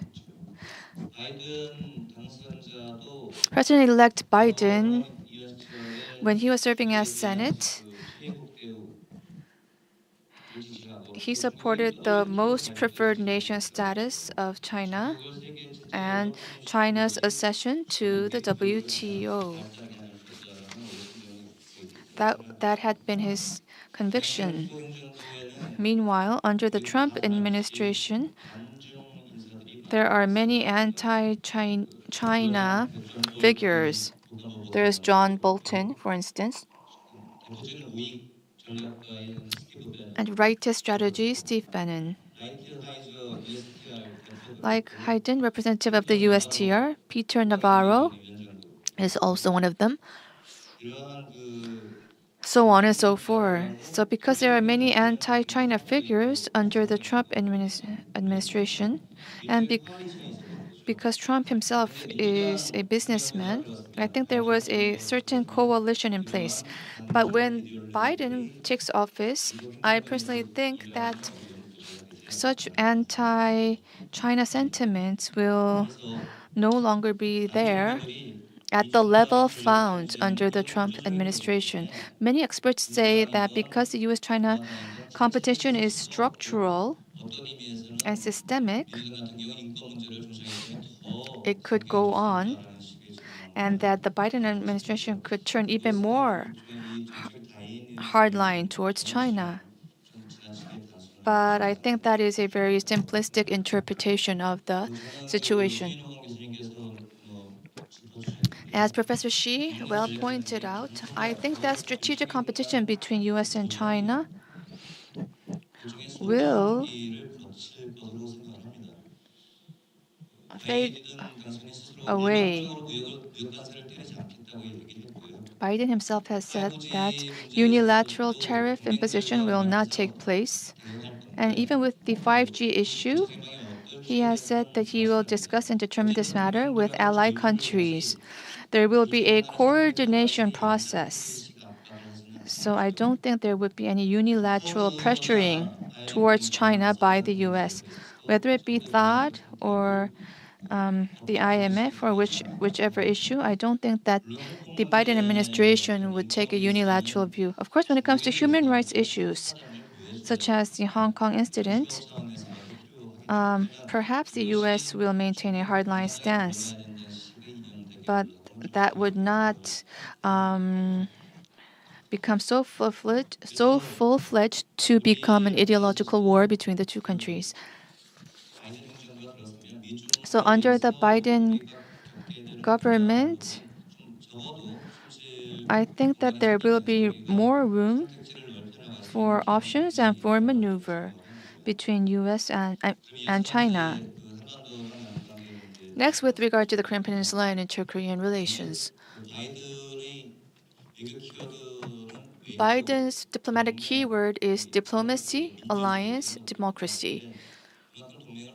That's how important he thinks alliance relationships are, which is why defense cost sharing and OPCON transfer are matters that where Biden will respect Korea's opinions. And then moving on to North Korea. I don't think North Korea will be Biden's top priority, to be quite realistic. I say so because based on what he has said so far, Biden's policy priority is the climate change agreement. He has pledged to deal with this. The second is recovering the Iranian nuclear agreement. And he will move very swiftly towards this goal. Thirdly, he wants to restore democracy inside and outside of the US. And he also talked about holding a democracy summit. There was a nuclear summit meeting under President Obama. And similarly, and likewise, Biden is willing to open a democracy summit meeting, which I think will take place during the initial period of his administration. Next, strategic nuclear weapons agreement with Russia is the fourth matter, and one that requires agreement between US and Russia. Of course, because North Korea is also dealing with nuclear problems, they may mention North Korea, but North Korea again will not be the U.S.'s top priority. It will review its alliance relationships, and it will have time for coordination with China, as I see it. In addition, Biden has clearly stated that he will restore diplomacy and he will empower experts and negotiators, and that he will restore the diplomatic issues that has been destroyed under the Trump administration. What this means is that in the near future, there is a low possibility of a U.S. DPRK summit meeting taking place.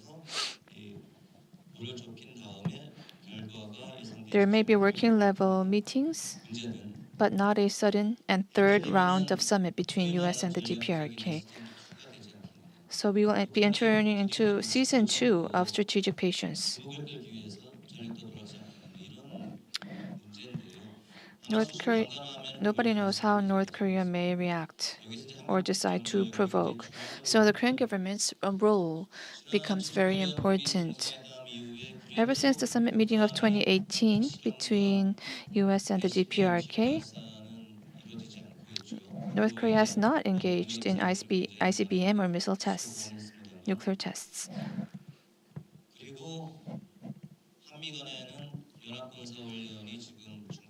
And combined military exercises are no longer taking place between ROK and the U.S.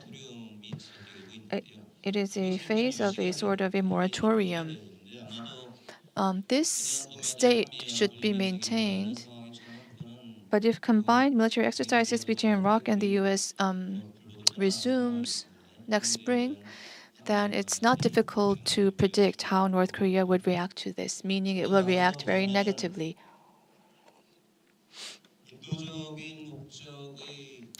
On the humanitarian front and cooperation on the humanitarian front, Biden is very open to the idea of providing humanitarian assistance to North Korea, which is why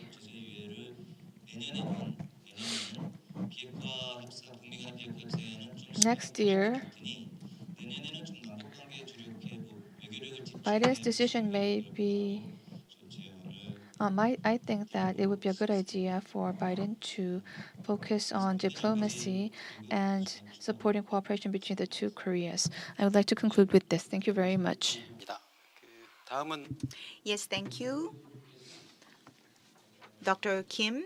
Now we'll move on to Professor Cha. Could you please talk about, from the perspective of South Korea, in the midst of the new Cold War between the U.S. and China, what are your prospects regarding the relations, Korea's relations with U.S. and with China?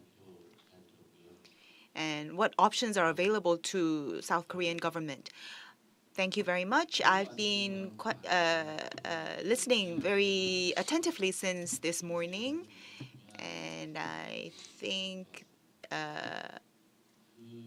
everyone here, the participants, have benefited from the insights that have been shared. I'm sure many of you are familiar with Hegel. In the early 19th century, even in Europe, there was a lot of interest focused on Asia because it was a different civilization. Napoleon went all the way to Egypt. So during Hegel's times, he was very interested in China.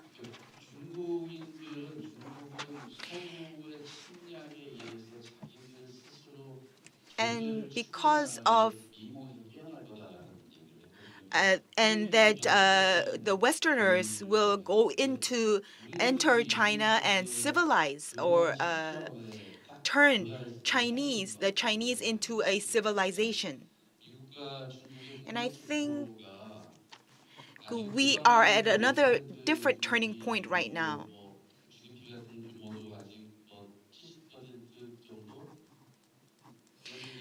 in terms of the defense budget or the GDP, China is still about 70%. But when it comes to per capita income, China has already caught up. So we are facing a phase of very structural competition between the US and China. Although we are a bit more optimistic under the Biden administration, the structural competition and confrontation, it will be very difficult to change that. The Spartans and Athenians, during the war between the Spartans and the Athenians, there will be a war will change the structure of both civilizations, and it will escalate into a psychological warfare that feeds on the fear of the political leaders of the two countries at war. And there are many case studies like that in the history of human civilization. But I was able to find a few cases where the political leaders deliberately and consciously avoided war. But in majority of cases, war, whether it's hot or cold, will be the way that most countries in conflict or in confrontation will go.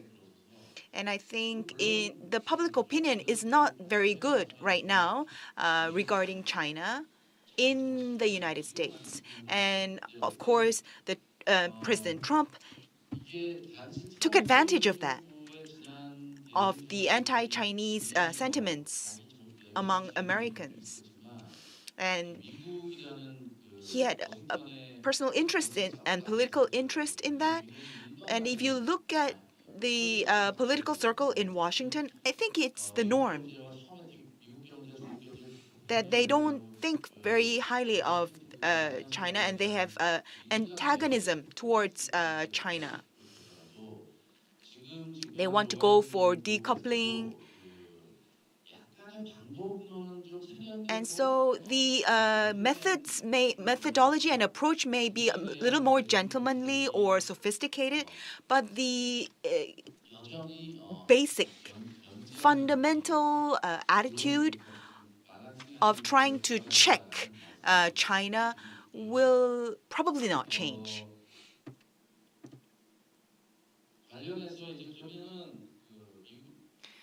In that regard, what would be the Biden administration's policies towards China? Foreign affairs is a journal, an influential journal in the United States, and in March, April, as a presidential candidate, Biden contributed an article about why the United States should take the lead again. Of course, he consulted with his advisors to announce or declare his foreign affairs policies and direction if he becomes president. And so whether it's in the multilateral system or in the free market, Biden wants to reclaim or recover the American position and status in the international community, going back to the WTO system and going back to the Paris Agreement and restoring many things that the Trump administration had destroyed. But when it comes to popular policies, because of structural reasons, of course, the Biden administration will be very different from Trump, but it will also be different from Obama. But one thing that we can find hope in, as was also mentioned by Mr. Pomfret, when Biden was senator and he was when he was vice president, he met with Xi Jinping about 8 times, and there is quite a close personal connection between the two political leaders. So perhaps that personal friendship can be a positive influence in the Biden administration's policies towards China. But the policymakers and the opinion leaders in the United States, the consensus among such people is that the need is still there to check China, although this will play out in a much more sophisticated way than before. As for the ROK-China relationship, South Korea-China relationship, Xi Jinping has not been able to visit South Korea. Well, at least not this year. Maybe perhaps next year, when the Communist Party will be holding its convention. Because of time constraints, I will have to summarize. But from the perspective of the South Korea-China relationship,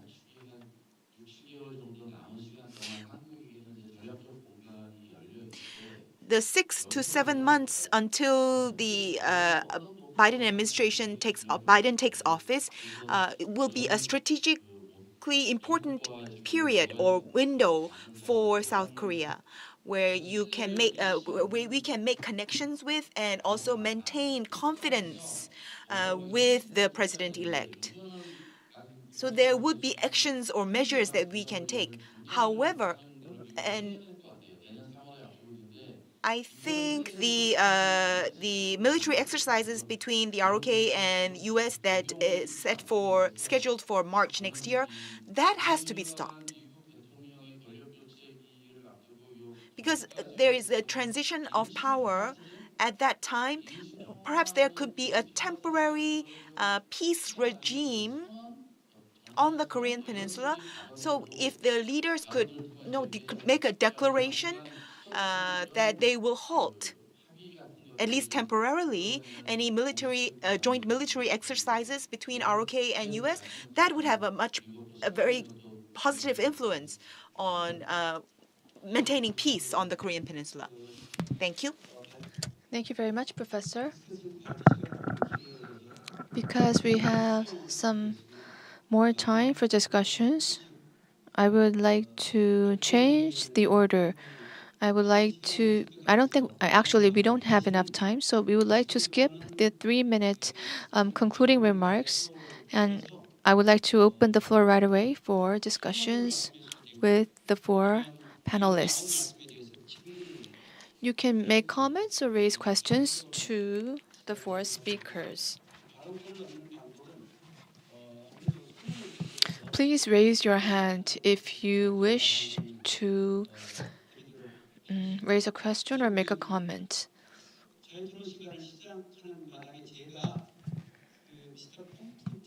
I would like to begin by asking Mr. Pomfret a question.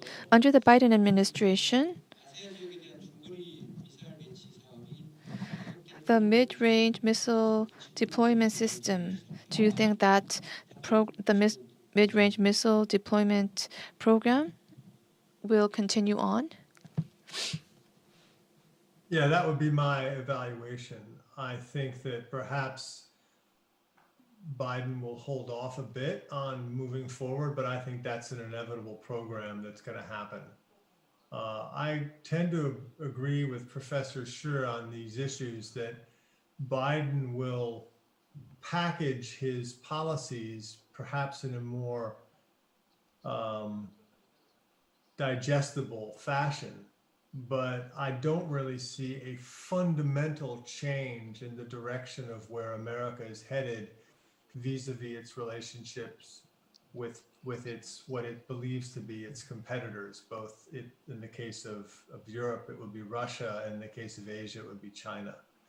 I am not optimistic like Professor Kim is, that we're going to see a significant shift in Biden administration priorities versus those of Donald Trump's.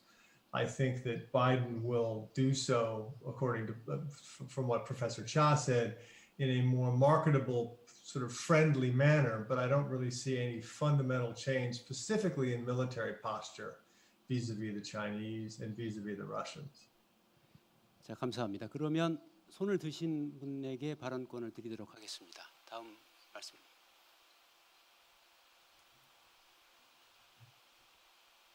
I'd like to give a chance to those who have raised. Yes, doctor, please. I would like to raise a question first, because this is an issue that is very controversial these days. First of all, I would like to ask Mr. Pomfret this question.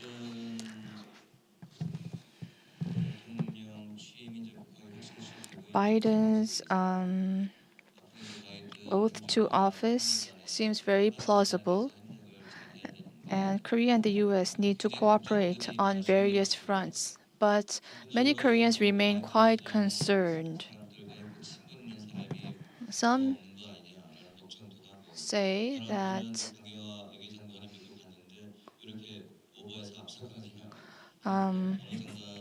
our foreign minister is visiting the United States, and some people think that is too premature, and some people think that is not enough.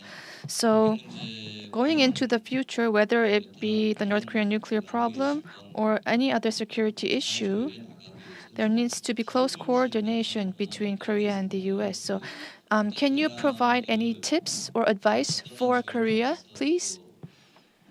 Which people do you think we should contact and cooperate with? Please provide your tips and advice on this. That was my question to Mr. Pomfret. To Professor Shi, I would like to also raise a question. Under the Trump administration, denuclearization negotiations with North Korea took a top-down approach, which is why the presence of China wasn't that huge. Of course, Chairman Kim Jong-un did consult with China during the summit meeting, but overall, China's presence was not that huge. So under the Biden administration, Biden is to place importance on working level talks. And Biden is likely to emphasize the role of China. They have huge fatigue when it comes to the North Korean issue. So Korea and China's role, I think, is something that is perceived to be very important by the Biden administration. So what do you think China can actually do with regard to the North Korean nuclear problem? Do you think we could see a reprise of the six-party talks? 수인홍 교수님 답을 해주시는데요. 시간이 좀 By Professor Shi. Please respond within 3 minutes, please. Oh, it's my response. Okay. Thank you for that question. In terms of tips with dealing with the Biden administration, I think the first thing is to understand that there are some fundamental shifts that have happened in the United States over the course of the last 15 years, specifically in terms of Americans' attitudes towards China, that are fundamental and that will last through the Trump administration and into the Biden administration. And in fact, a tougher policy on China is the only thing. It's, in fact, one could argue that it's the only bipartisan issue on which Republicans and Democrats agree. And so thinking that Biden is going to have a significant amount of flexibility to craft his own China policy, I think you need to kind of begin to reconsider that. The Senate will and people like senators like Mark Rubio will exert a significant influence on this relationship going forward. Mark Rubio on the Democratic side, and other senators like Senator Warner on the Republican side, and other senators like Senator John Warner on the Democratic side. So there's really a bipartisan consensus on embracing a tougher position on China, not simply in the Trump administration, but I think the Biden administration will inherit that. And how does that impact U.S. relations with the Republic of Korea? I think there will be pressure on your government from a Biden administration to resume the military exercises, regardless of whether it's Trump, regardless of whether it's Biden. I think that pressure is going to happen because a strong U.S. alliance with South Korea entails a strong military alliance with South Korea. And the Americans are extremely worried on both sides of the aisle in the United States that South Korea is going increasingly soft on North Korea. And that's a huge concern in America. And I think there will be pressure on your country from the Biden administration to resume those military exercises because the United States military feels like they're necessary. And so I think does the South Korean military as well. So thank you. 네, 감사합니다. 수일원 교수님 말씀해 주시죠. I think that there has already been a history of collective dealing with North Korea by both Trump and Xi Jinping, and which will condition and China's approach to a North Korea problem during Biden administration. And throughout 2017, China, under great pressure from Trump and a great coercion from Trump, and China and participate in the making of almost 6 times the 7 times to UN Security Council sanction against North Korea, almost to make North Korea and have a risk of making North Korea as a China's permanent enemy. And but what China get nothing. And since beginning of 2018, and Trump launched almost comprehensive, hawkish policy against China. So in this kind of situation, and China,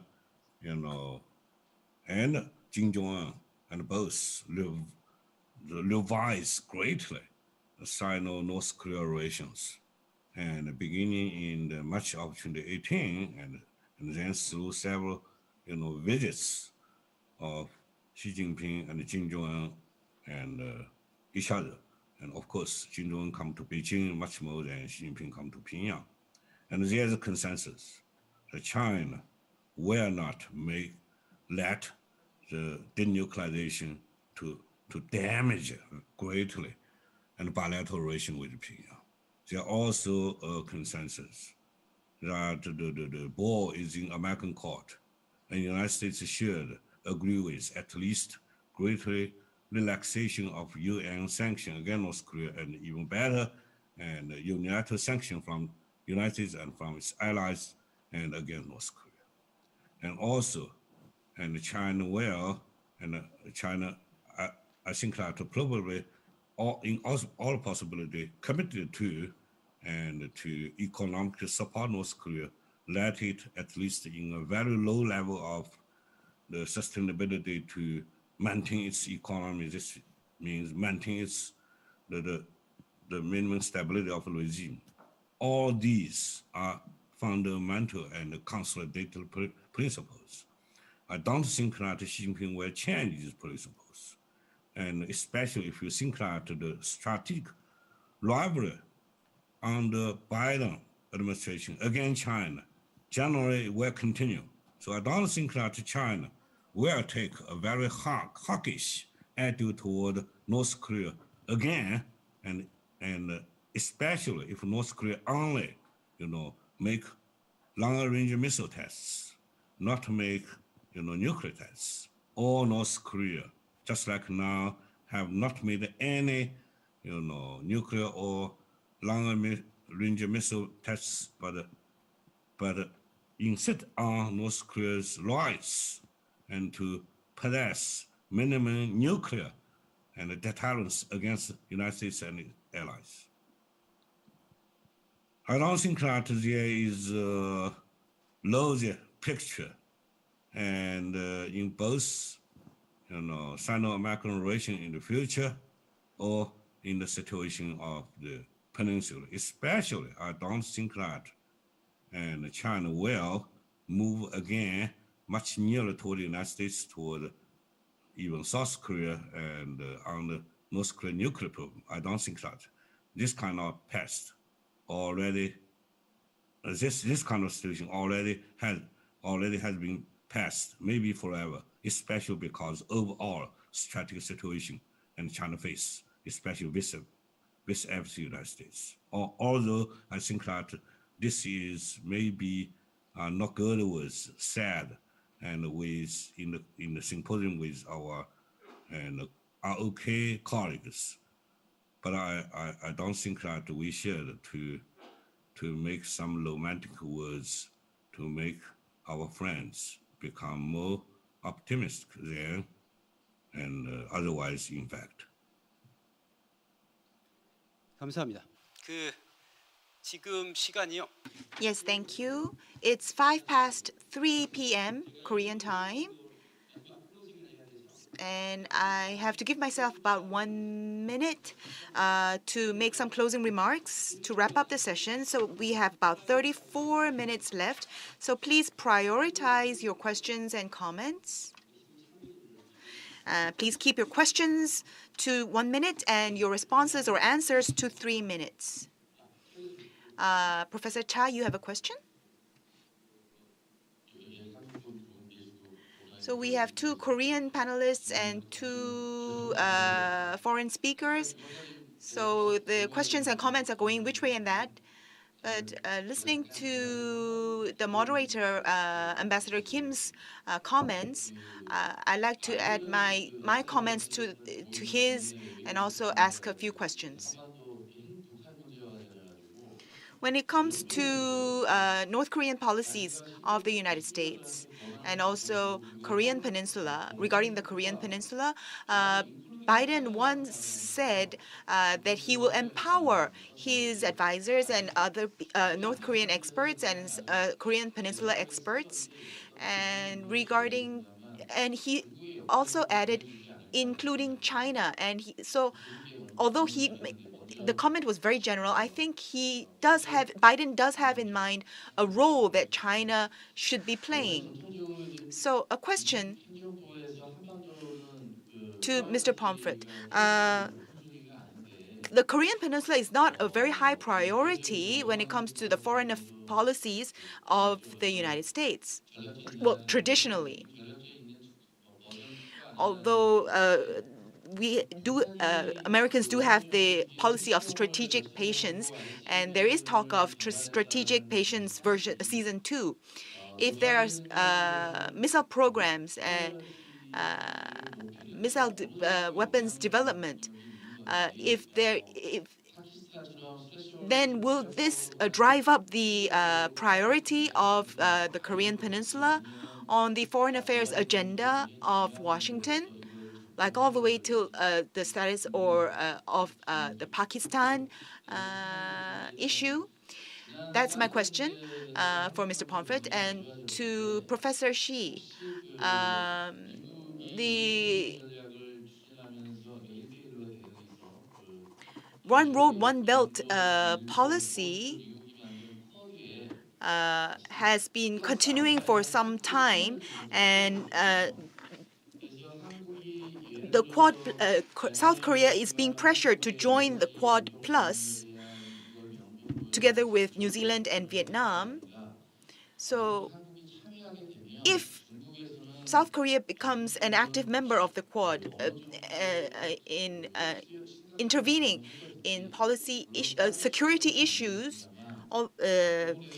related to China, then what would be the anticipated response from China, although it might not be as extreme as the THAAD situation a few years back? So, Mr. Pomfret, would you like to respond first? Certainly. Thank you. Thank you for your question, Professor Cha. I think that when it comes to North Korea can propel itself into a very serious place in American foreign policy concerns by doing something like another nuclear test or repeated ICBM tests. That will get the attention of the Biden administration. I guarantee it will. But I want to refer you to the remarks that my friend Professor Yinhong just made about China's perspective on this, that China feels burned, in effect, by the United States on this issue. And so it's not going to be playing that game with America anymore. I think Professor Shi's analysis was spot on. And so if North Korea pushes the button, if you will, on missile tests and even more importantly on nuclear tests, it's going to become a very important issue very quickly to the Biden administration. And then the Biden administration will put significant pressure on South Korea to walk in very close step with the United States, considering the fact that we no longer can rely on China as being a significant partner with us, because the Chinese have felt burned by the previous administration's attitudes on North Korea. So that's, in short, what I think. It's not a rosy picture at all. I think it's a very dangerous one. And I totally agree with Professor Shi that we are entering, we're going to stay in troubled waters when it comes to US-China, clearly with North Korea being part of that equation as well. Thank you. 네, 감사합니다. 그러면 시 교수님 말씀해 주십시오. And you talk about the China's policy toward the Belt and Road and its implication for and China's relation with your country. I think that if you look at Belt and Road and whether for the new complexity and imposed by global COVID-19 pandemic, or because of the unsustainability of many projects and or a less profitability of many projects along the Belt and Road, or and because of the nationalistic, domestic politics in those so-called corporate countries and so and so. And the fact is that even since middle of 2018 or so, Belt and Road has been greatly or maybe quietly on the Chinese side, but still greatly retrenched. And since the pandemic broke out and retrenched even furthermore, I personally don't know and China make any great pressure or serious pressure upon ROK to take part in any, part of this Belt and Road or any other Chinese multilateral, economic cooperation projects in the world. Of course, and China expected that the Seoul will not make any public criticism by ROK government against anything China said or is doing. But I don't think that China really serious pressure and ROK government to take part in China's overseas economic projects. And also I want to emphasize again. And you look at the still deeply, divided situation within the United States. And roughly speaking, and the situation have not changed greatly. And when 2018 Trump, and with the support of the white grassroots, and even within the Democrat Party, the political division and cultural division and social division is still quite severe. And you look at the campaign, and the Biden have a strategy that only mainly focus on his criticism attack against Trump for damaging American democracy. But he never to launch in a minimum, clear and systematic degree his policy program, domestic or international. And so I think that this kind of situation, and due to American deeply divided domestic situation and of lacking of policy, program, clear and systematic, whether domestic or international, of Biden administration will continue for quite a long time. And do not expect Trump, do not expect President Biden will sooner launch a very clear policy and about China and about the nuclear program of North Korea, or about Iran, or about something just like that.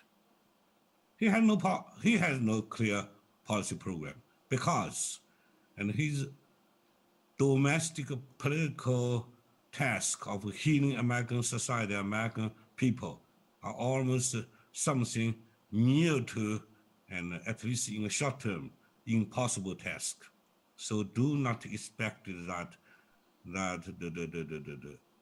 the Biden would be quite competent and strong and clear in his foreign policy, at least for a little longer while. And of course, what Trump already in the making us American national foreign policy, except for some very radical and which is and without any widespread support from American political world and society, except for that. And Biden, I think, that will continue the substance of foreign policy of Trump administration for a while, except, and he will principally to commit to return to the WHO, Paris Climate Change Accord, and so on. But foreign policy is not his priority. 감사합니다. 다음 질문 넘어가기 전에요. 우선 Moving on to the next question with regard to what Professor C just pointed out. I think he was trying to say that the Biden administration, in its efforts to establish external policies, it will focus on relieving. It will be doing certain things with regard to that. So, Mr. Pomfret, do you have any comments with regard to what Professor Shi just mentioned? Yes, definitely. I actually agree with him completely. I think the nation that Biden is going to inherit is a fractured nation, and the focus the thing he will be focusing on is trying to heal the rifts in American society, which is a Herculean task. It's an enormously difficult task. Secondly, I think that in terms of U.S. relations with China, that is not going to be a priority, even though there's lots of questions he's going to be forced to answer relatively quickly. But it's not his foreign policy priority. His foreign policy priority is to mend the transatlantic relationship and to strengthen America's relations with its allies in Asia. And he will focus on that first. And China and Russia will be much later dealt with, because he will only deal with those nations once he's confident enough in the alliances that he's rebuilt. So China is not a priority, nor will North Korea, as long as North Korea doesn't go crazy with weapons testing. The focus will be first domestically, because the domestic problems are intense. We have a COVID crisis, clearly, that is exploding once again. We will have an economic crisis on top of that, and we have a crisis, a fractious political system. So those three tasks, just dealing with that, will probably take up his whole administration. And then on top of that, he needs to actually improve his relations with the allies before he can actually approach America's competitors, if you will, Beijing and Moscow. 감사합니다. 사회자 특권을 이용해서 또 한 가지 제가 Yes, I would like to ask one further question to Mr. Pomfret. Recently, President Moon Jae-in of Korea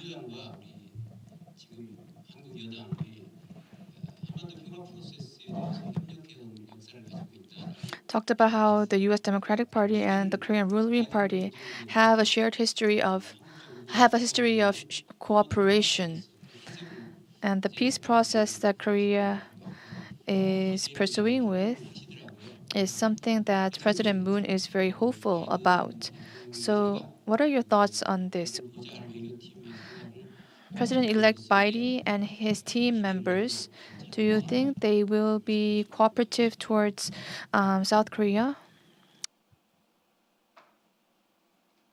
My sense, just from talking with people in Washington, is that there's not a large amount of hope in a South Korean peace process with North Korea. The fear is that South Korea is going to be bamboozled, be tricked, if you will, by North Korea into making concessions that will help to benefit the regime of Kim Jong-un without really pushing the two countries closer together. I think there's a lot of cynicism in the Democratic Party about North Korea's peace olive branches.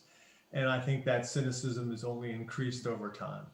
So if the short answer to the question would be that America will be supportive if it believes that there's actually going to be some benefit out of these processes, but there's a very jaundiced view, even inside the Democratic Party, of North Korean peace proposals and some type of rapprochement between the South and the North.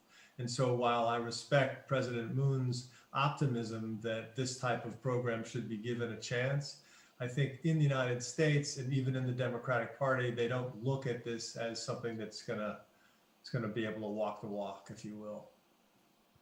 네, 감사합니다. 그러면 이제 Thank you very much. From Busan to Beijing to LA, we have connected 3 panelists. Why don't we give Professor Shi and Mr. Pomfret to raise questions to the Korean side if you have any. If you have any questions, sir, please raise them to our side. Of course. General, I have a question and would like to be raised and to any professor in the table, and from my listening to your presentation, and I think that why your ROK scholars are so optimistic to the remarkable improvement, or at least remarkable mitigation of Sino-American relations. And if Biden, of course, in fact, Biden become president, and are still not so clear.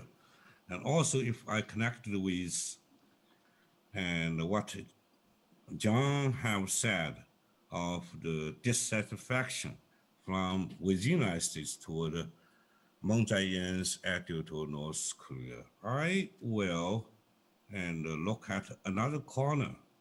You know, Japan, Australia, British, and even in less degree, France and Germany, they have more angry, more worry about China's strategic expansionism. And they are, with American position or without American position. And they become much more, dynamic to build up some strategic cooperation among themselves, as well with the United States, to dealing with China. In this kind of situation, for example, if you look at the Prime Minister Suga's Japan, the actions are very strategic against China up to now in a social time. Australia, of course, and Boris Johnson, and so and so. So, do South Korean scholars feel that the Moon Jae-in's friendly approach toward China and could become somewhat more difficult to insist on, more difficult to sustain under this kind of the negative and approach toward, you can say, and most of the advanced industrial countries toward China. 네, 시인원 교수님께서 우리 두 분 한국 디스커션트께 여쭙습니다. Professor Shi has raised questions to our Korean discussants. What are the grounds for your optimism? Was his question. I would like to ask Dr. Sung-bae Kim to respond to Professor Shi's questions within 3 minutes.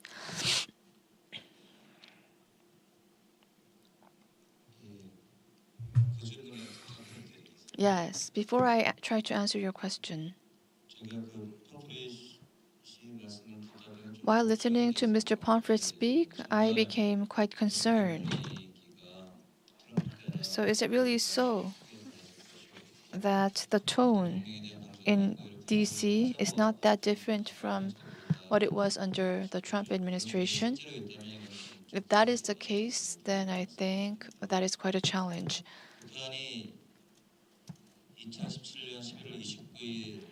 In November of 2017, North Korea has test-fired the Hwasong ICBM. Ever since, it has not test-fired anything. And the sixth nuclear test was quite way back. The Hwasong 15 is a missile that has a range that could reach mainland United States. I think the reason North Korea halted such missile tests is because it thinks it has already proved its capabilities. And ever since, Korea-U.S. joint exercises have halted as well. But into the Biden administration, if all of the tensions go away and if combined exercises resume, and if things go back to the way they used to be, then I think North Korea may be triggered to want to prove itself all over again. That would only back up Trump's comments. So that would have a reverse effect. And do we want to prove President Trump to be right on that? Is my question. I think this is a very serious matter.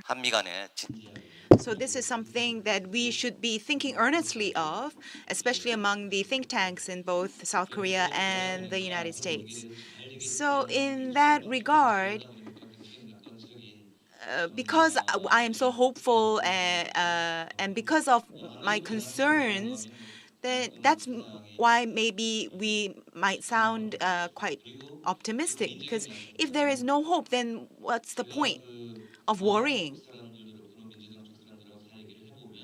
And when I talk to the Democrats and also the Republicans, it's easier to talk to the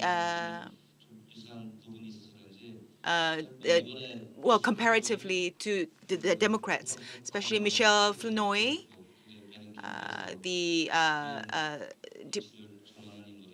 Secretary of State elect or to be. I've met her before, and I found it quite easy to talk to her. And I think that would be the same feeling that most of the foreign affairs people in Korea have when it comes to the to Michelle Flournoy. So, regarding this comment or question, Mr. Pomfret, do you have any comments or response to that? But before I give the floor to Mr. Pomfret, maybe I can talk a little bit about Japan, because that was not so much mentioned.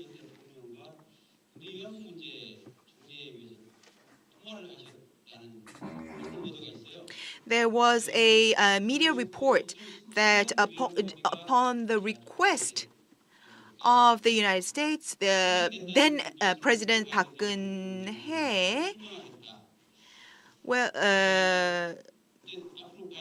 was asked by Vice President Biden to talk to the United States regarding the issue of comfort women. And in the end, what came out was the Korea-Japan agreement in 2015. And actually, Biden expressed disappointment regarding that that agreement between Japan and South Korea. What do you think of that? And the policies of the Biden administration vis-a-vis Japan. So could you add those comments regarding that issue to your response, Mr. Pomfret?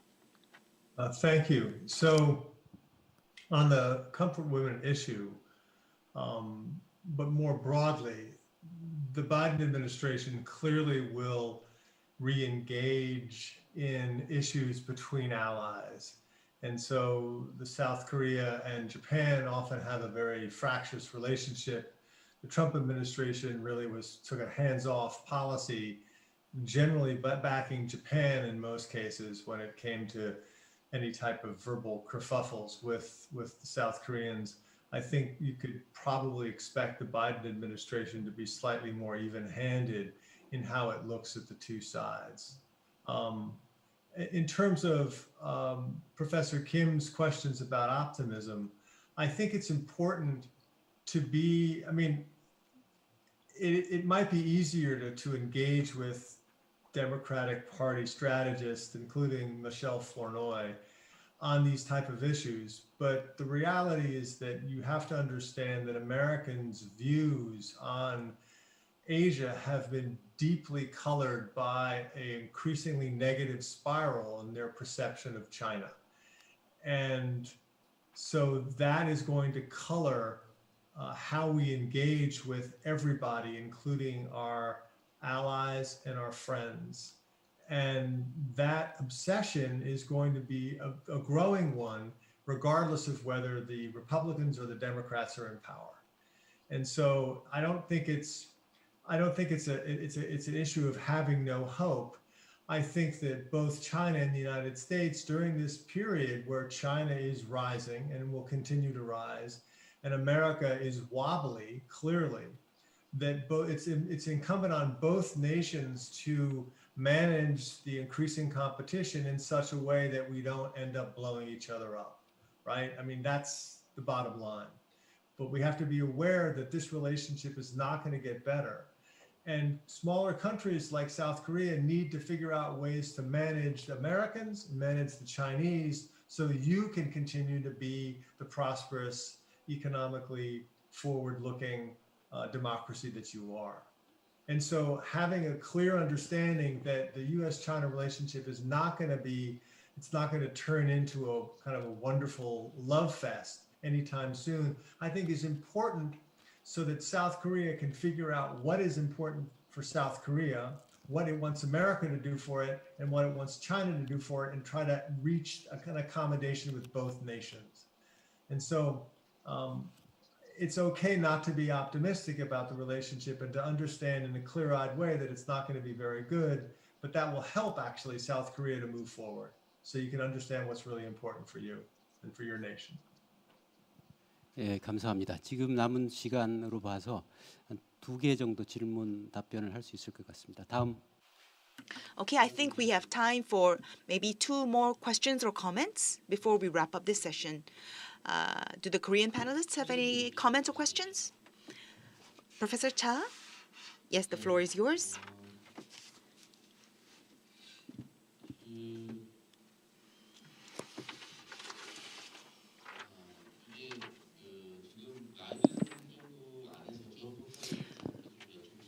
I have a question for Mr. Pomfret. Within the Biden administration,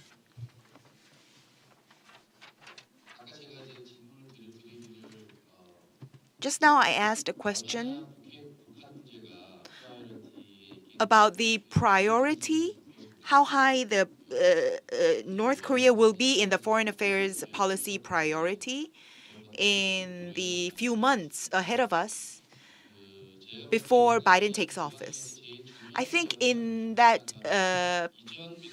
period, in the past Democratic government or administration, I think the Biden administration, as it prepares to take office, needs to reflect on why the strategic patience policy of Obama or the past Democratic administrations failed.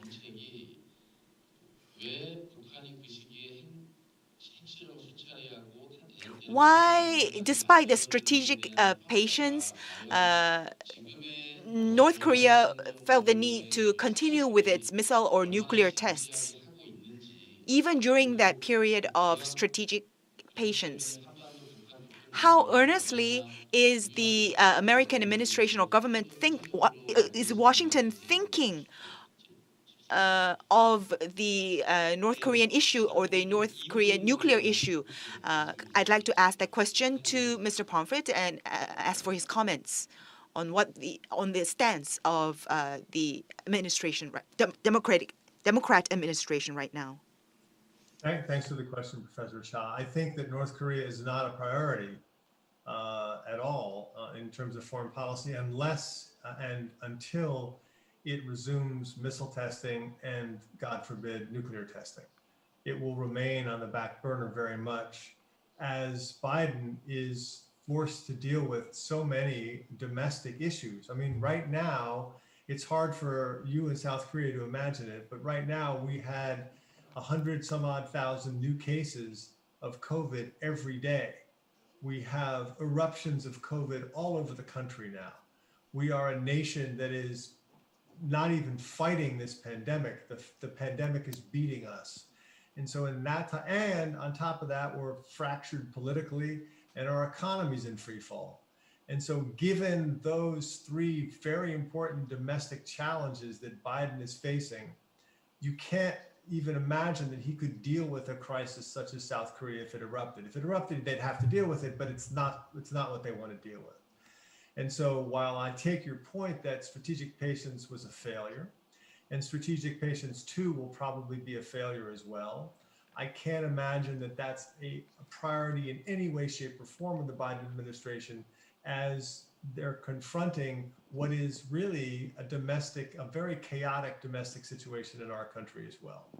And Biden has embraced the idea that the only way that the United States can engage profitably and positively with the rest of the world is if we get our house in order. And that's what his focus is going to be on, and which is sort of ironic because he's a president who cut his teeth in foreign affairs issues, but now is being forced to be a domestic-oriented president, sort of the opposite of Obama, who was very much of a domestic-oriented politician who was forced to deal with crises around the world. So Biden is going to be different in that sense. It's really going to be a continuation in a strange way of America First, because we really are a sick and a nation in need of healing. Whether he can actually succeed or not, to Professor Shi's point, I think is an open question as well. But North Korea is not a priority, and the only, in terms of foreign affairs, the only thing that the priority would be is to be strengthening our relations with our allies so that they actually can help us deal with our problems at home. Thank you very much. I'm sorry, we are running out of time. Thank you for your comments. I feel my obligation to apologize to Professor Shi, not for preparing Chinese translation again. So I would like to give the floor to Professor Shi. We have about 3 minutes left. Professor Shi, would you like to take the floor to make any comment or any message? Thank you very much for your kindness. And of course, I fully understand there is there is a very wonderful and deep memory. And in Seoul, in Tokyo, in Paris, in Berlin, about the wonderful approach and attitude of Obama administration toward allies. And Biden is vice president at that time. So perhaps some people and have wonderful memories of Obama administration think that, Vice President Biden become President Biden. So things will return to normal. I don't think so. And the world has changed dramatically, profoundly. And the United States have changed greatly, domestically, internationally. And as well as China, almost as well as most of the important countries in the world. So maybe Biden personally and have no other, reference to refer to. So maybe in some very important issue area, he want to back to the past. But objective environment, which has very profoundly and dramatically changed, and even without the COVID-19 pandemic. So in many issue areas, including American relations with allies, including your country, are okay. And what Biden can do is only back to the past by halfway. So President Biden is definitely not Vice President Biden. Biden administration is definitely not Obama administration. So I think that even if you consider, and Xi Jinping administration now is not Xi Jinping administration, and 2 or 3 years after 18 Party Congress, all. So I think that we have to adapt to change. We have to take a more, careful and serious and consideration about this world, which definitely has become much worse than several years ago. Thank you very much. 네, 감사합니다. 여기서 조금 더 Thank you very much. The camera will be turned off shortly, so I would like to conclude this session with this. Mr. Pomfret and Professor Shi, Dr. Kim, and Professor Cha, thank you very much for your wonderful comments.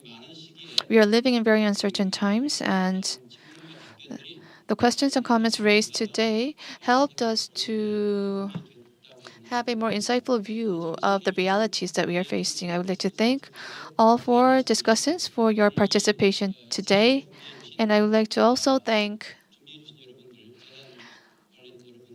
the foundation and its staff and President Lee of the Hankyoreh Peace Research Institute for your preparations. Thank you very much, ladies and gentlemen. 네, 시간이 Yes, we have engaged in very heated discussions indeed. I would like to allocate more time, except that we are now no longer have time remaining. I would like to thank the moderator, Kim, for his wonderful moderation as well. Thank you very much, ladies and gentlemen. We will have a 20-minute break. During the uptime roundtable, we will have a separate different organization of the desk. So please stay out of this main hall for a short while. 심포지엄 기획위원님들께서 함께하시는 자유로운 토론회. We will engage in very frank and honest discussions in the upcoming roundtable, which will not be broadcast live through YouTube.